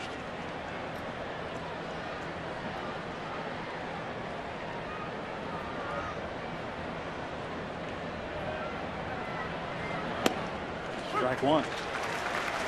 You will get a take on that particular 92-mile-an-hour fastball if it's right after the previous pitch was a fastball in under the chin of Cabrera. That will have a tendency to have hitters consider taking the next pitch after getting a little, not chin music, but a pitch up and in. Chin music, you go down dirt and flop all around and everything. Strike 2 now on foul ball. Still dealing at 93 miles an hour.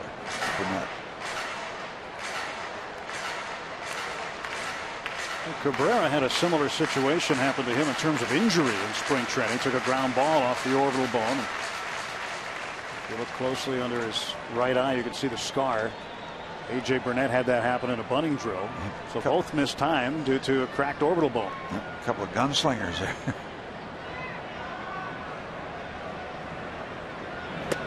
Oh boy, so close, so close. Let's take a look on the old grid. UPMC Sports Medicine saying that that ball was just a touch outside. And the other way to the left-handed hitting Neil Walker, that was a strike twice in Neil's last at bat. Yeah. Ball width off the edge. I think Neil might be considering that right now.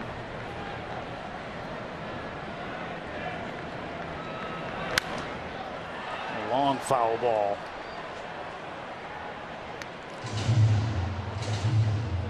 Four runs on 7 hits for the Pirates. No runs on 2 hits for Detroit. This was game 1 of a 3-game weekend interleague series. Packed house at PNC Park tonight. Tomorrow 4:05 the first pitch. Max Scherzer against Brad Lincoln. Big matchup. Big matchup tomorrow, and big matchup right here, right now. Nobody out, 2 on, and the 2-2 didn't get him to chase, and now a full count.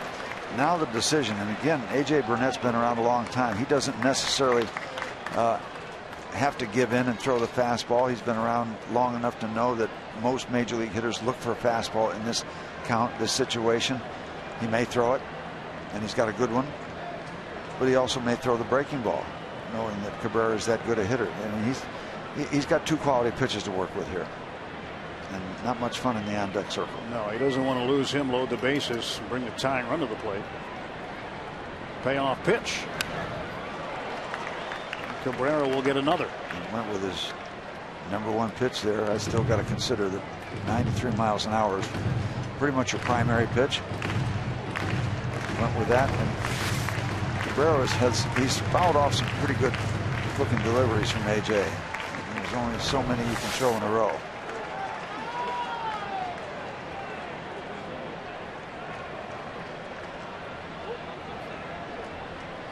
AJ's 3-2 to Cabrera. Ground ball to Barnes. Flips to Walker for one. That's two. There it is. What a matchup. What an at-bat. What a great job by A.J. Burnett. Let's take a look at this at-bat. Critical at-bat at this point in this baseball game. Two real good players. A.J. Burnett, fastball, might set up the rest of the at-bat. Comes back. Fastball fouled away. Another fastball. Staying away. Staying away. Missing down and away. Just a classic matchup. Two guys that have been around a long time doing a lot of real good things on a baseball field. Burnett wins that one. Jackson, the runner at third base, 2 men out. And Prince Fielder is 0 for 2. Strike one to Prince. Well, there was a picture before that last delivery of A.J. Burnett, and it was a facial. And it was just, you were looking at a guy that was not panicked, didn't seem to portray a sense of urgency on his face. This guy knows he's in a jam. It's a big matchup, but you didn't see anything that would give that away in his countenance.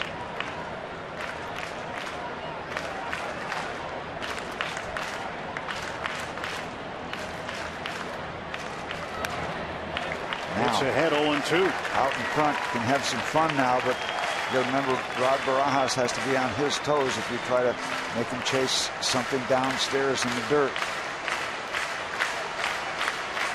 And on third base, a chance for A.J. Burnett to really do a terrific job. And it's not going to be easy, but he's 2/3 of the way there. Burnett's got his sign, ready for the 0-2 to Fielder. Popped him up. How about this job? Pedro Alvarez. And the Tigers strand a man at third. A.J. Burnett wiggles off the hook. And the Pirates a 4-0 lead heading to the bottom of the 6th.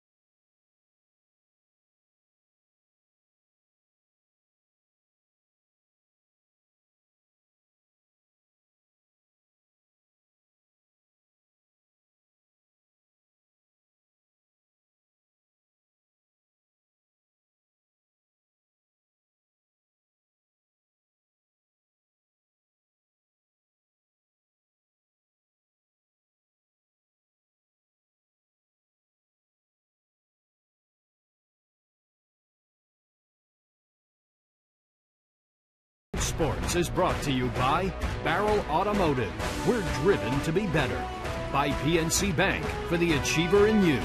And by Chevy Cruze, which offers EPA estimated 42 mpg highway. Let's go Bucks! Doug Fister to pitch to Andrew McCutchen to start the bottom of the 6th inning. 4-0 Pirates with the lead. With Dan Potash and Steve Blass. Tim Neverett here at PNC Park. Sold out tonight. McCutchen is 2 for 2. 1-1 count now. McCutchen's hitting .344.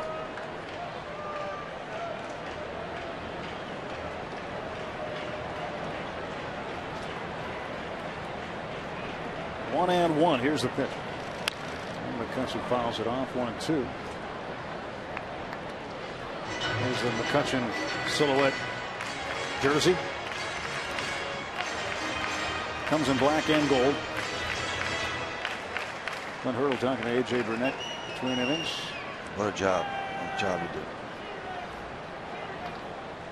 Wind in the 1-2.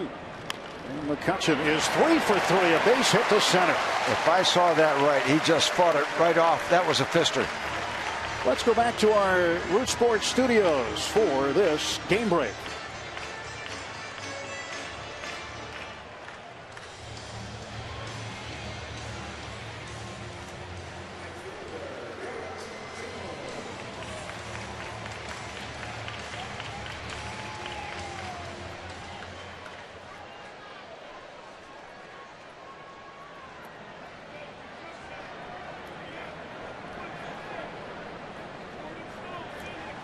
All right, thank you very much, Paul. So, while Penguins fans will be disappointed, Jordan Staal is no longer wearing the black and gold. The draft continues here in Pittsburgh.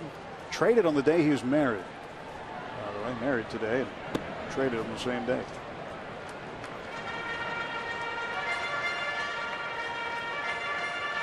There's Garrett Jones.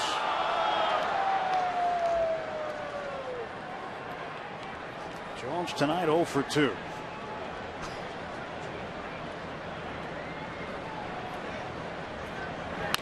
Jones to first base. Fielder has one play. That's the retired Jones. That moves McCutchen into scoring position.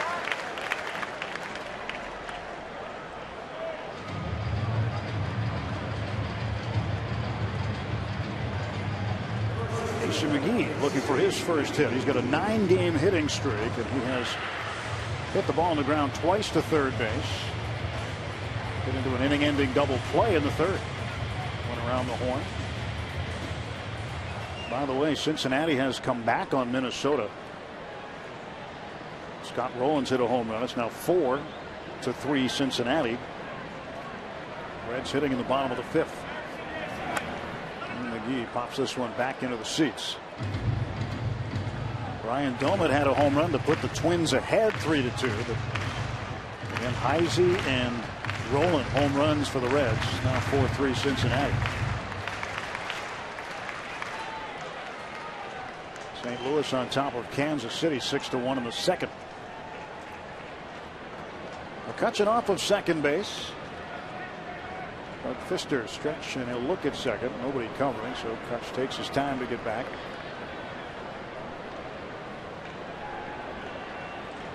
As a player, Steve, on a contending team, when did you start looking at the scoreboard? What time of the year? I will just say it wasn't June. No? But it's fun in June. It's always fun to take a look at Major League scoreboards. Yeah, tonight is game number 69. 93 games to play. Not to kind of dampen anything, but. Yeah, I'm enjoying where the Pirates are. McGee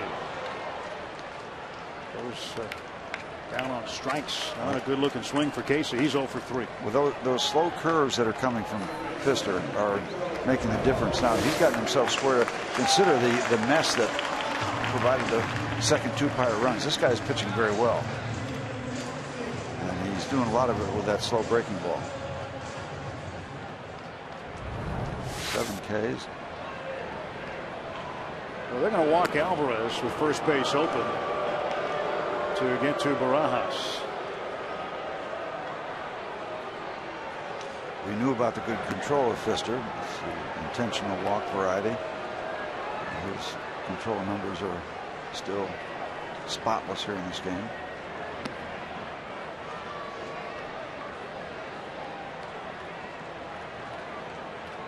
Pfister will deliver the 4th wide one, and now a walk to Alvarez. Well, if you're not convinced the Pirates are getting better, this might convince you.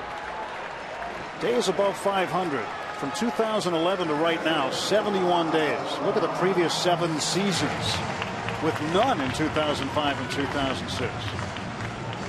So just as many days over 500 since Clint Hurdle took over as there were in 7 seasons prior. There we have it. That ought to make a pretty good case. Pirates 4 over 500 start action tonight.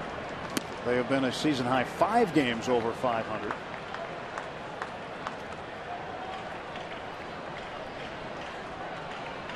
Barajas has had a couple of singles, neither one hard hit.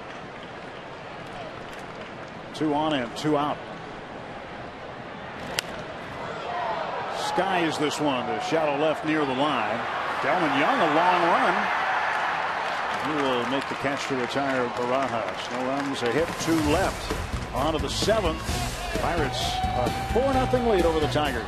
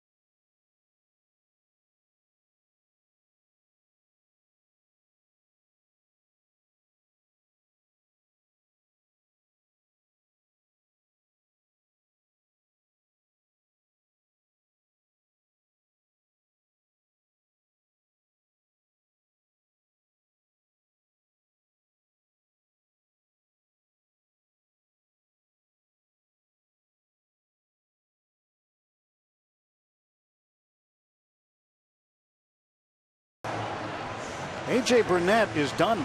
He is not coming out for the 7th inning. Got a 2-hit shutout going. And Jared Hughes will take over, but Burnett with 4 strikeouts, 3 walks, and again, just 2 hits tonight. He's terrific, but he's gone. Thought he might come out for the 7th. He got this double play hit into by Cabrera. That was a big one in the 6th inning with 2 on and nobody out.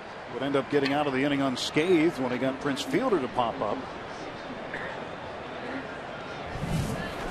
98 pitches. I'd be interested to know what that conversation's about.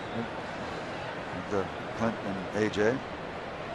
Not being critical, just be curious. Interesting to hear what all that was about. Well, the Pirate bullpen, who did not work last night. James McDonald had the complete game. Clint Hurdle going to them early tonight, earlier than you thought. 1-0 pitch. This one is pulled foul, 1-1. Things have changed. The times are different in terms of what happens with starting pitchers. It's different. Numbers for Jared.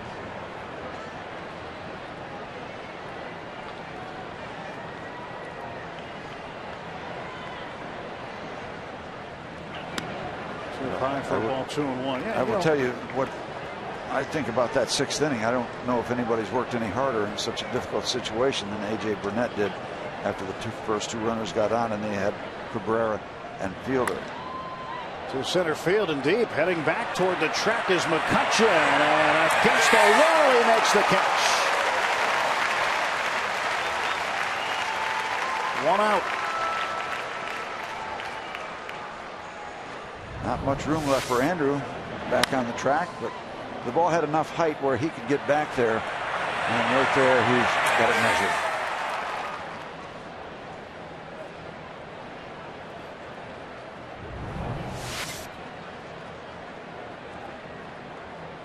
Covers a lot of ground. That ground behind him, that's his. Anything beyond the wall, obviously, he's not going to get, but he catches just about everything hit in that direction. It belonged to Mr. Spann, didn't it? With the when the Twins were here, also. Yeah. He had to share it with Mr. Spann. Denard Spann covers a lot of ground as well. Alex Avila, the hitter, with 1 out, nobody on, in the 0-1 count. Well, Burnett cannot lose this one. He can only win it. So the Pirate bullpen will be charged to hold it for him. And should they do just that, Burnett would win his 7th straight, matching a career high. He had 7 straight wins while with the Florida Marlins in 2005. 1-2 to Avila. Should be Luis Marte is warming up now for Detroit. Should be some job security for Mr. Avila, the catcher. His dad's the assistant GM for the Detroit Tigers. Used to work here. But he's also an all-star, don't forget. He's actually legit.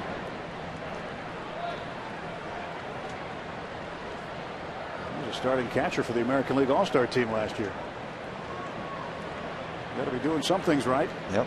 Yeah. Your dad can't do anything about that. No. He is a very good player. Probably a very proud dad also. Sure. 2-2 is rolled toward the left side. Alvarez with a backhand. 6 his feet. Long throw. Got it.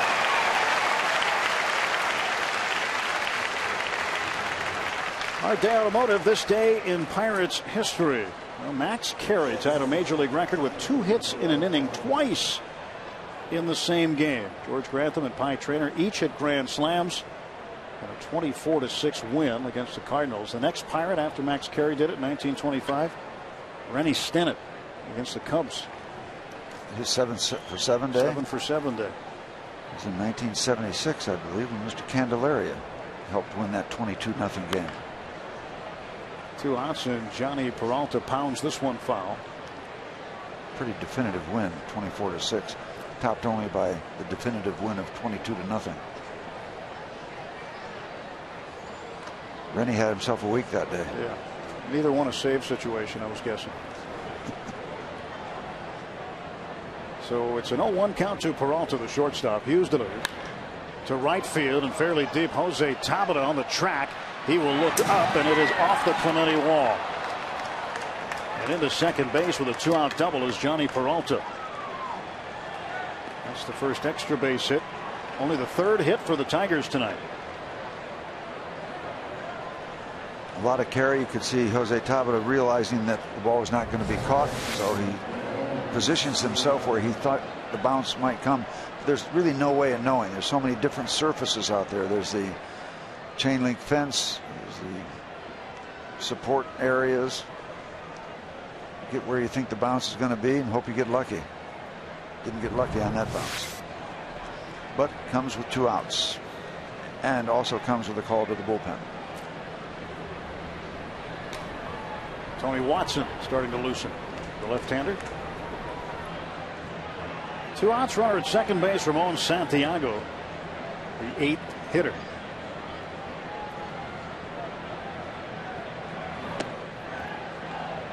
Pitch is low for a ball. 1-0.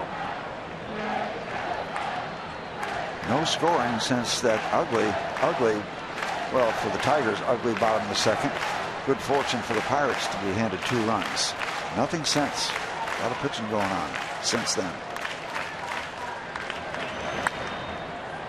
Toward the gap in right center field. This one is going to make the top of the wall.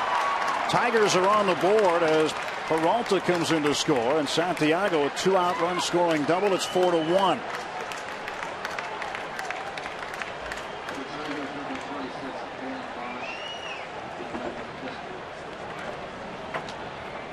Just missed the home run. Yep, there's the padded wall, and then above that there's a little area before you get to the yellow home run line. See what we can see. The descent. Just above, just on top of the padding. Now we're going to try to buy some time to get somebody loose very quickly in the bullpen. They might be out there throwing 2 balls at the same time. Cruz has joined Watson warming up. You know, you look at Hughes, the sinker ball not sinking because he is a ground ball pitcher. When you see these long fly balls, you know the sinker's not working. That's a red flag. Get somebody loose. But there are 2 men out. He'll face a pinch hitter in the 9 spot, Brennan Bosch. And this is the risk you take, and you make these decisions before anything happens. So That's what managers do. But the risk is you've got a guy pitching a shutout. And if it doesn't work out for the Pirates, everybody's going to be screaming at them. But all the managers that do that know that that's part of the deal. So they make the decision that they feel is best and go from there. They know they'll take heat if it doesn't work. But you can't make decisions based on the fact that you might get some heat. You just can't do it. Whether you agree with it or not, they're making the decision before, obviously, what happens next.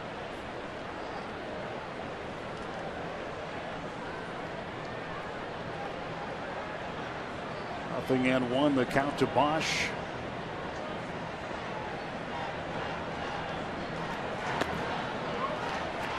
One and one.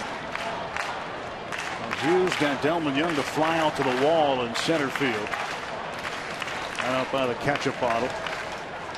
Alex Avila ground out to third. Then the double by Peralta and the double by Santiago. Both of them off the wall. Bosch takes low, 2-1. There are over 38,000 people here who are a little antsy right now. Still a little wiggle room, but a base hit could change that perception.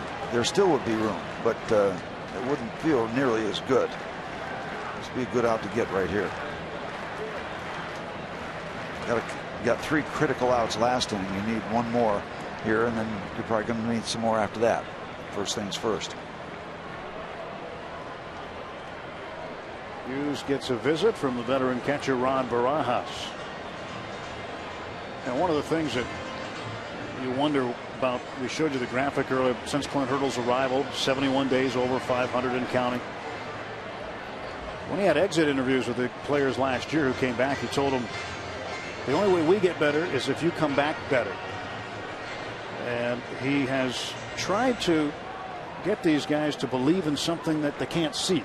You know, it's almost intangible to get them to believe that they can do the things that they're capable of doing. And this season, you know, some of the stats might indicate they should have a worse record than they do, but they're still 4 games up and 2 games out.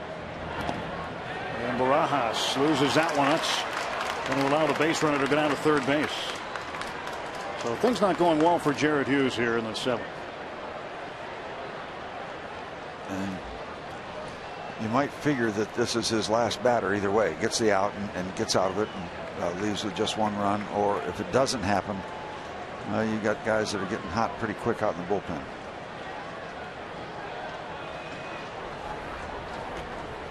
Watson looks prepared. Cruz just about ready. Leadoff man Jackson on deck. Right-handed hitter. 3-1 pounded foul. That fills up the count. Hughes trying to get the final out of the top of the 7th inning.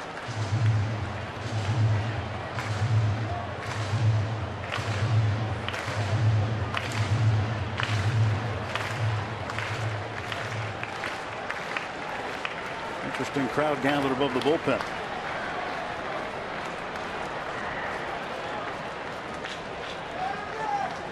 Full count. Santiago leads from third.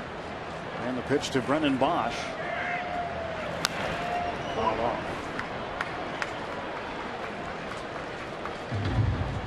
It's been kind of interesting to watch this whole scenario unfold. The offensive action early, the Pirates a couple of quick runs in the first, and then the gift 2 runs. But after that, thousands and thousands of people waiting, just kind of sitting on their hands, wondering what's going to happen next. And there hasn't been much happening since then, except a bunch of outs and a bunch of pitching. But they're liking the fact that the Pirates lead. 3-2's low, and he walked him. That's going to be it. Clint Hurdle making a beeline for the stairs right now, and Hughes is going to get lifted. So the pinch hitter Brennan Bosch has walked, and now this brings the tying run to the plate. And Tony Watson is going to get the call. The left-hander making his way to the mound. 4-1 Pirates, top of the 7th.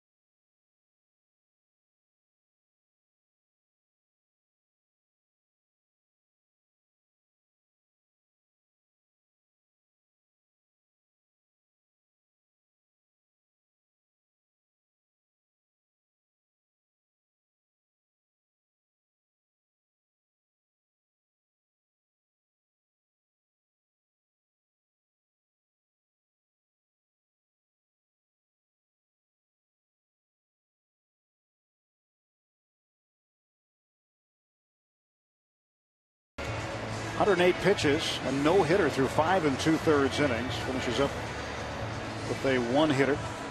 Walked 3, struck out 8. Good work. And Jared Hughes goes 2/3 of an inning. Has given up 2 hits, 1 run to the moment. He's still responsible for Ramon Santiago at third and Brennan Bosch at first. And the left-hander Tony Watson comes in. Well, if you're wondering why the left-hander against the right-hander Jackson here instead of a right-on-right matchup with Cruz also ready in the bullpen, well, it's pretty easy. Those are some of the numbers on Watson, but lefties are hitting 250 off Tony. Right-handers only 147. Usually the other way around. He's got reverse splits. Hopefully Watson can get Jackson here. Jackson 1 for 3. Runners off the corners and 2 down. Strike 1 delivered by Tony. But Jared Hughes has had some awfully good nights tonight. A little speed bump, and he's hoping Watson can pick him up. A couple of quick outs, but then double walk and gone.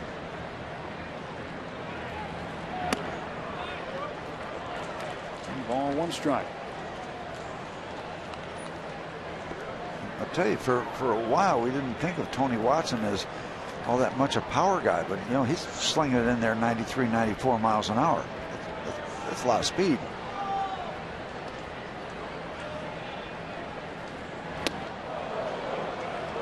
Went inside, almost a little too far in.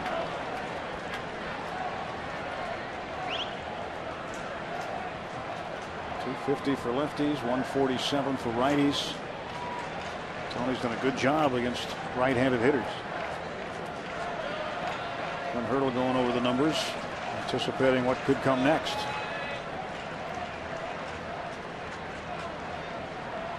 Here's the 2-1. Got Gene Lamont. Kick save. Yep.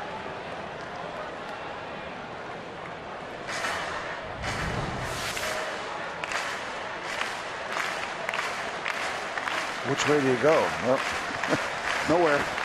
yeah.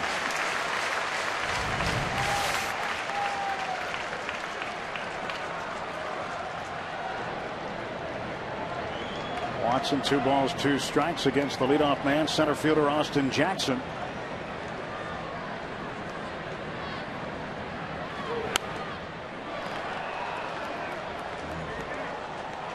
Looks like Tony doesn't want to go with a lot of soft stuff in this at bat.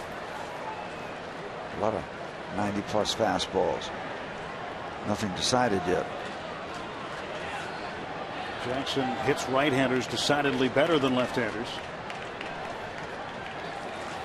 More factors going into this matchup. Got him. Stayed with the heat. Big out for the Pittsburgh Pirates. Jackson strikes out. Tigers do get a run. It's stretch time. 7th inning stretch on a sold-out night at PNC Park. Pirates with a 4-1 lead, and we take you out to the ball game. We invite you now to stand, follow the bouncing Eaton Park Smiley Cookie, and join everyone watching at home on Root Sports as we sing "Take Me Out to the Ball Game."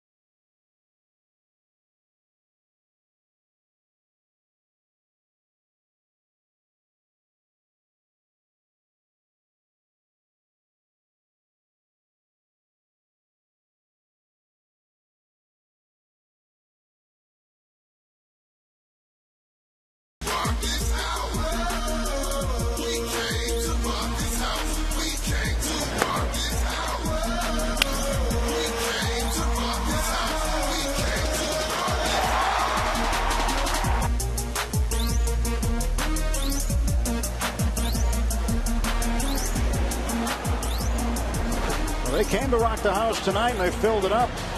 Pirates 2 in the first, 2 in the second. Tigers getting 1 in the 7th. It's a 4-1 game as we go to the bottom of inning number 7 with Dan Potash and Steve Blass. I'm Tim Nevitt. Glad you're with us tonight on Root Sports watching Pirates baseball. Should be a big weekend. Pirates hoping to get it started in a good way. After taking 2 of 3 from the Minnesota Twins. Looking to take the first one here against Detroit.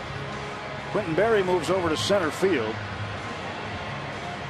Brennan Bosch remains in the game, batting in the 9 spot. He is in right field, and here is Luis Marte taking over for Doug Fister, the starter tonight, who went 6.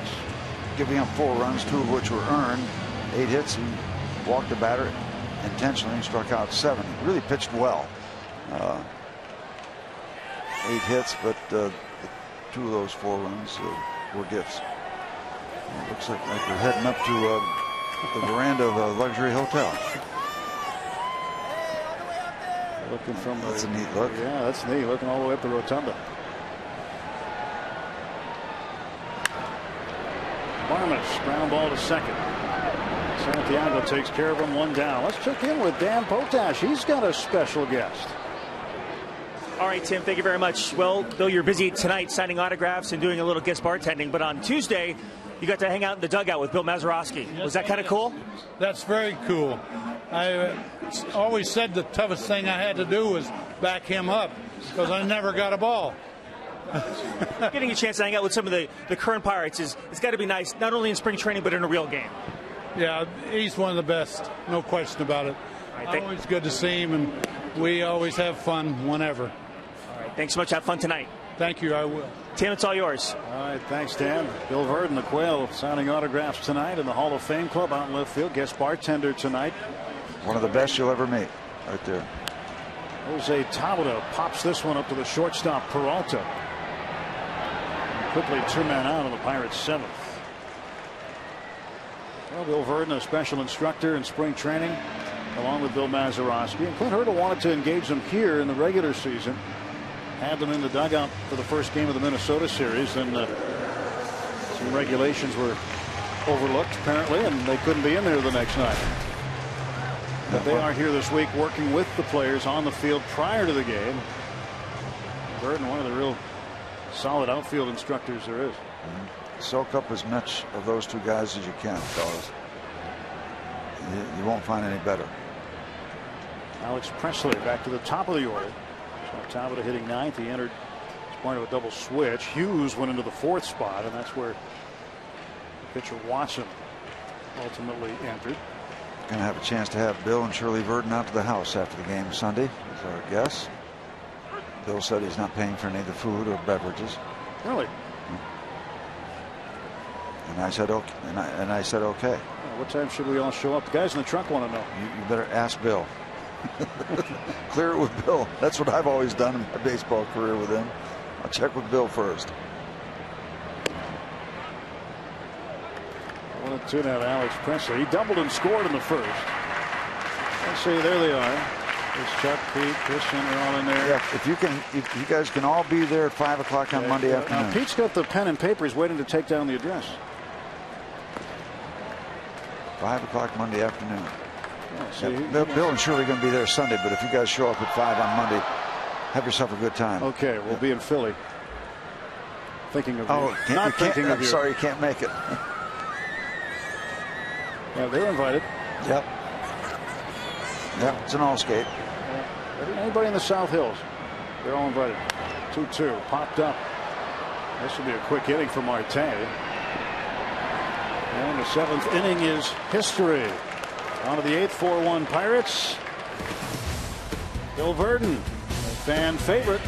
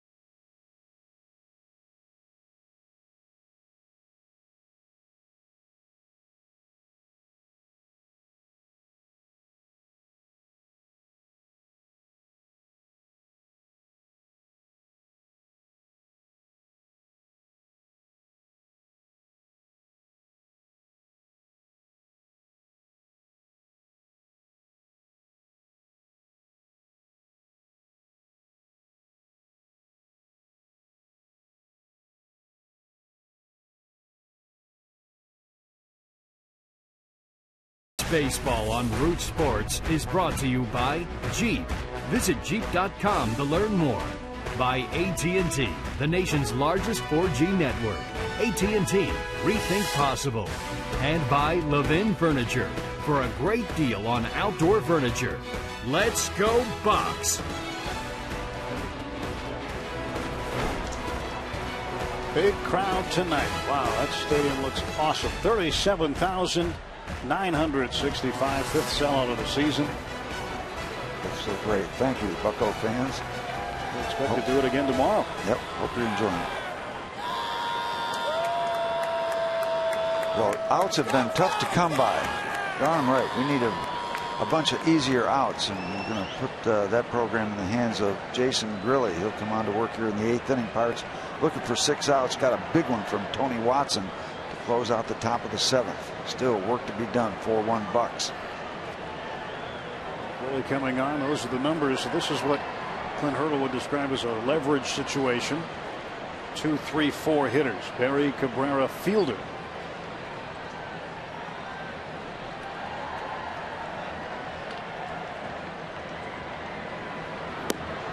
Strike call. Grilly took the loss last time out when he gave up a home run in the 8th inning to Josh Willingham, the left fielder for the Minnesota Twins. Sure, he's not been anxious to get back out there. He's been chomping at the bit. So he knew the pitch was going to miss its spot right when it left his hand.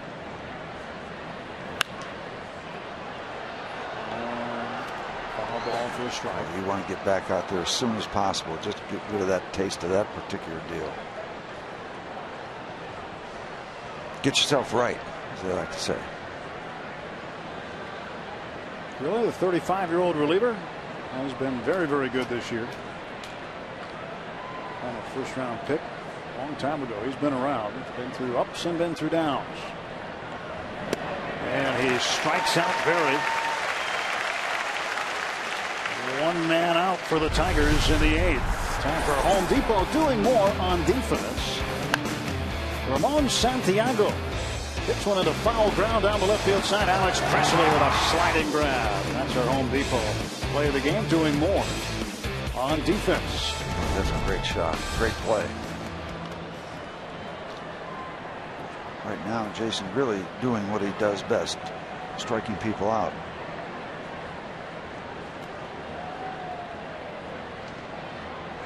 Pitch to Miguel Cabrera's high, ball 1. Cabrera hitting .304, 14 homers.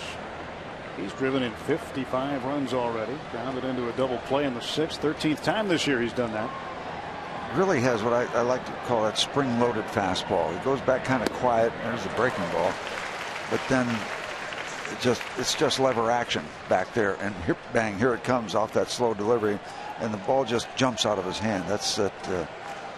It's a fastball that looks like it might be comfortable when he goes into his pitching motion, and then just it's on top of you. It's all over you.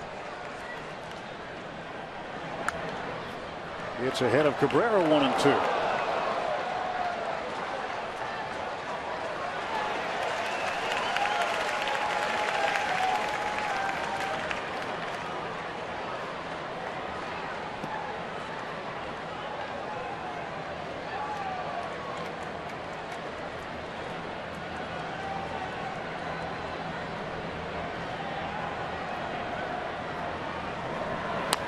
Little number back to Grilly.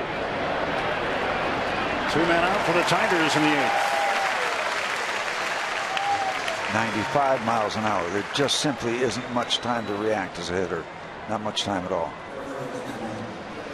Now he'll face Prince Fielder, who is 0 for 3. Love to see Fielder getting up in this situation with 2 outs. Well, no matter how many outs, nobody on base. Fielder has only faced Grilly 3 times in his career. He's 1 for 3, and Grilly has struck him out twice.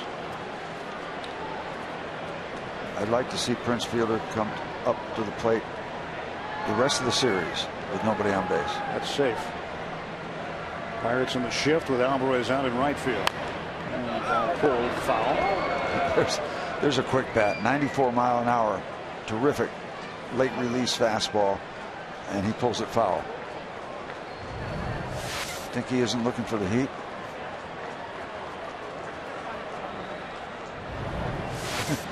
there's a lot of power contained there. Prince Fielder had a 3-home run game against the Pirates last year in Milwaukee on the 24th of September. Strike 2, got it by him, foul tip. That's how they do it in the backyard. I'm going to throw as hard as I can. See if you can hit it. See if you can catch up to it. Wow. He didn't that time, but no guarantees. It's just power against power. 0-2 to Fielder. Jason Grilli getting his sign from Barajas. One after him, and Prince fouls it off. You know, it was nice in the offseason when found out he was going to Detroit. Pirates figured they didn't have to face a guy like this anymore. When you look at the schedule in the interleague, you got a home-and-home series. It was the 27th of September. And you know what? The funny thing about that game, he had the 3 home runs, but he didn't have the longest home run. Ricky Weeks had the longest home run in that game. Went back-to-back on one of those at-bats with Prince.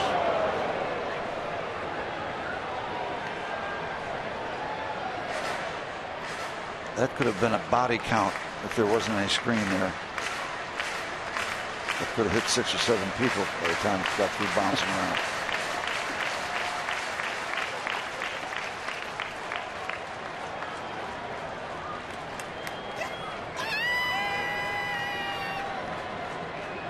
They'll be doing more than that if Grilli gets the strikeout here. And a bouncer to first. Backing up McGee. He'll handle it himself. Grilli comes in. And a 1-2-3 inning. Grilli gets the job done. We're heading to the bottom of the 8th. Pirates a 3-run lead at sold out PNC.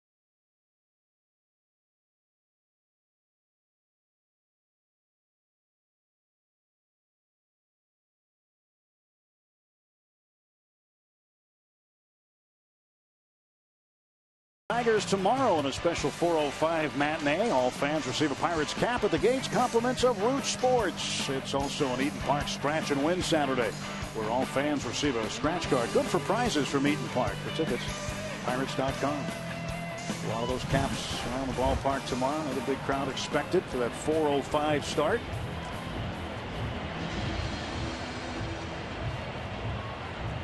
Pirates up 4-1 here. Trailing Cincinnati by 2 games in the division to start the night. Bottom of the 6th. Minnesota's come back to take a 1-run lead, 5-4. Yeah, that would stir the pot a little bit. Pirate win, Cincinnati loss. Be back to just a game out. And still a little ways to go. The hammer is up. Joel Hanrahan. No surprise there. Neil Walker will lead off. Neil has struck out looking twice after delivering with an RBI single in the first inning, also scoring a run. Put the Pirates on the board. Well, let's score a bunch and give Joel another night off. Oh, they might want him just to get some work anyway. Who knows? Wait and see. And that pitch called a strike. That's a similar pitch that he's called out on strikes in the 5th inning. On a ball width or so off the outside edge.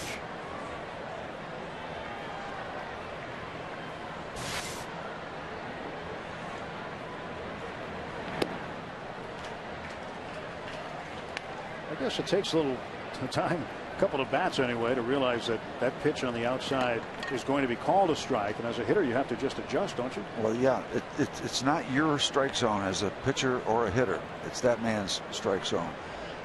He doesn't necessarily have to adjust to you. You have to adjust to him. That's just simply the way it is. On first, fielder's got it. 1 out. And if I ever see instant replay on balls and strikes, I'm out of here. I don't think you have to see that. You know. Well, Bobby Valentine, he wants it, doesn't he? He's an advocate of that. Yeah, but he may be one of the few, if not the only guy. So. They're trying to get him stirred up. McCutcheon at the plate. He's 3 for 3 tonight. Down the right field line, and that one is going to slice foul. Well, you know, they tried to put instant replay in, or at least there was a motion to put instant replay in this year. Didn't pass. An additional few subjects like trap balls, one fair and foul ball. I knew it was going to take a life of its own on. Yeah, but it was shot down, so good. Didn't make it. Right at Peralta. Catcher's 3 for 4. Just can't get a break. So it's going to take him back to 345 maybe. Yeah, he's 3 out of 4. Can't catch a break. Hard hit ball right at him. An Adam ball to the shortstop. That's all right. Save him for tomorrow. Matt Haig's going to get a chance to hit in the pitcher's spot due to the double switch. When Hughes came in the 7th, the pitcher spot became the 4th spot where Garrett Jones was tonight. Matt Haig hoping to give Casey McGee another chance. He's 0 for 3. He's got a 9-game hitting streak. If Haig gets on, McGee would have a chance to extend it.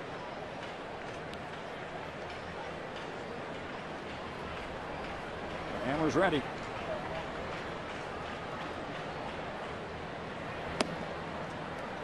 Ball and 1 strike.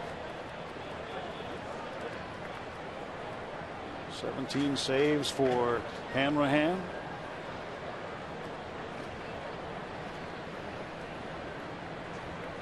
1-1 pitch.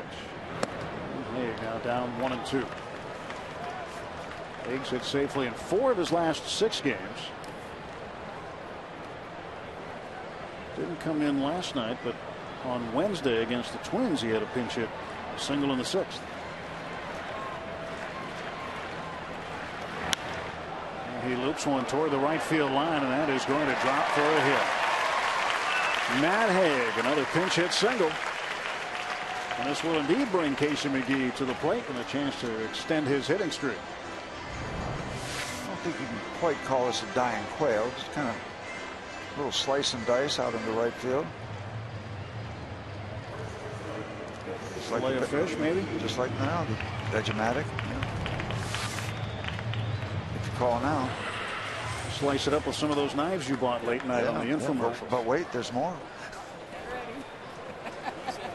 Say hi. Yeah, if you call in the next 10 minutes. We'll throw in that dog. You better not try to take that dog away. Putt night was the other night. Nothing in 1 to Casey McGee. Grounded into a double play in the 3rd. Grounded to the 3rd bank in the 1st. He struck out swinging in the 6th. 2 outs, bottom of the 8th, 4-1 Pirates. Ooh, the outside edge, knee high, nothing at 2.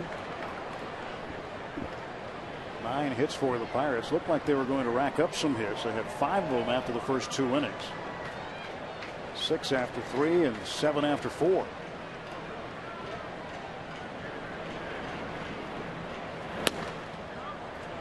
One and 2. Marte trying to get McGee to chase.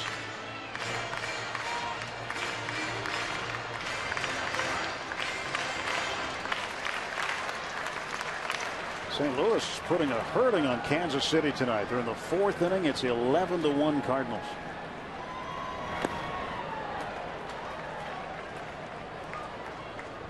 Also a big number tonight. The Blue Jays have 12 runs on the board against Miami in Miami. They're in the 7th, 12-4. I chased everybody out of that swimming pool. Isn't there a swimming pool there? Yeah, but they don't leave that area. Okay. They stay in that swimming pool the whole game. They don't even know there's a baseball game going on. Little ball game around the swimming pool. Will get away, and down to second base will go Hay. A little insurance would not hurt anything.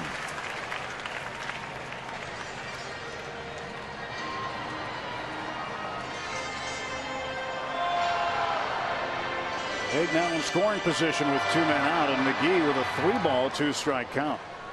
Now they're going to make sure the signs.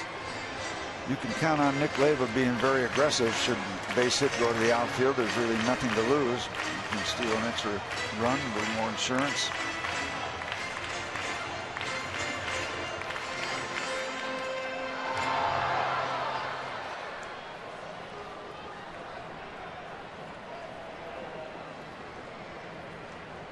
A payoff pitch from Marte to McGee.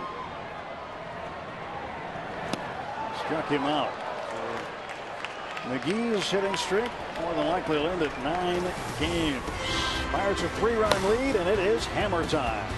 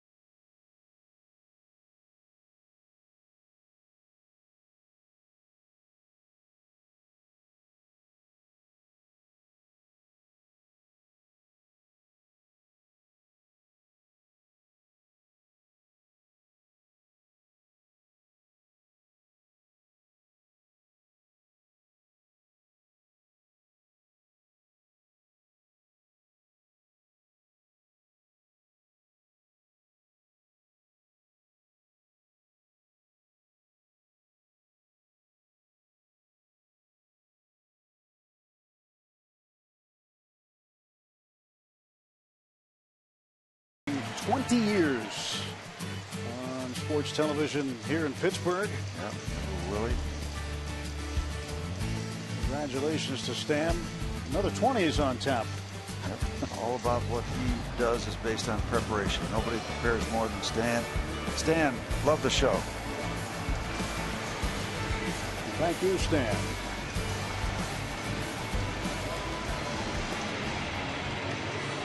Make sure that sign's fixed. The rain tarp, that's not going anywhere. Well, Pirates have a chance to wrap this one up, a 3-run lead, and Joel Hanrahan comes on looking for save number 18. And not all bad to be on the other side, hopefully for the rest of the night and on into tomorrow, of Mr. Cabrera and Mr. Fielder. No guarantees, but if you had your druthers, you'd like to be on the other side of those two. Facing Delman Young. He takes a fastball for a strike at 96. There might be a little adrenaline in front of this big crowd right there in that first delivery. How do you do? My name's not Sue.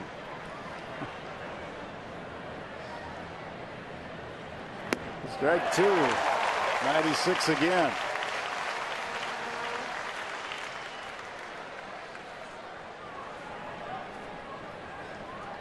Hanrahan looking for one sign here.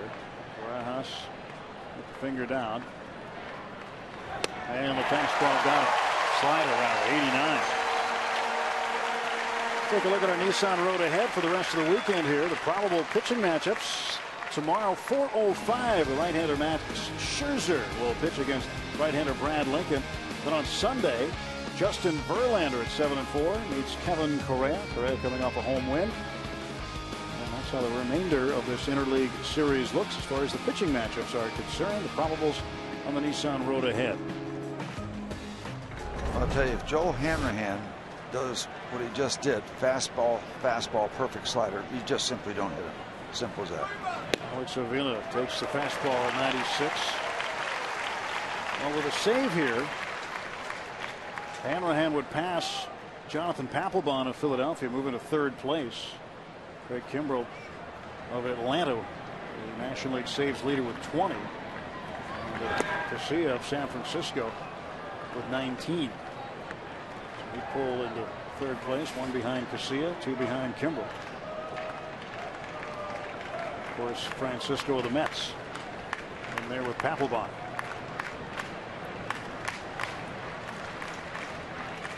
One ball, one strike. And the hammer catches the outside corner. That's another factor.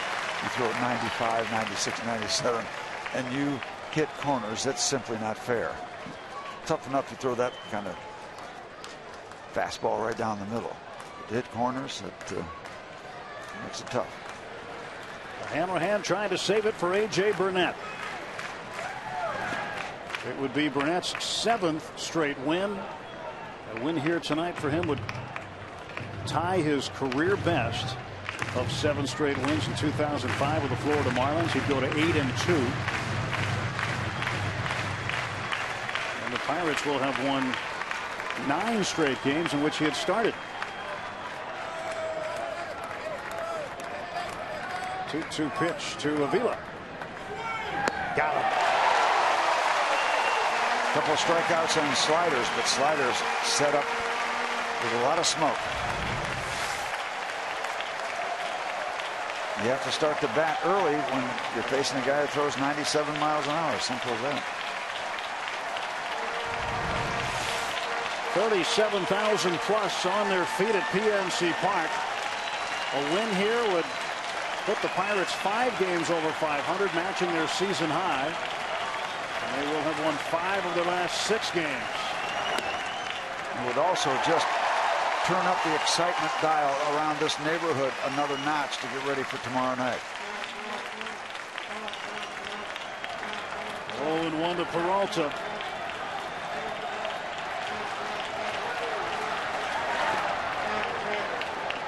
One ball, one strike now to Johnny Peralta. Hit a double off of Jared Hughes in the 7th inning and scored the lone run for Detroit.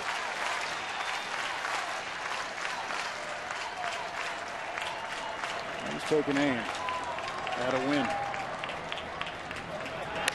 And a ground ball to short. Barnes has it. And this will do it. The hammer nails it down. Save number 18. Burnett. Win number 8. The Pirates win number 37. And more outstanding pitching. More outstanding pitching. A continuation of outstanding pitching.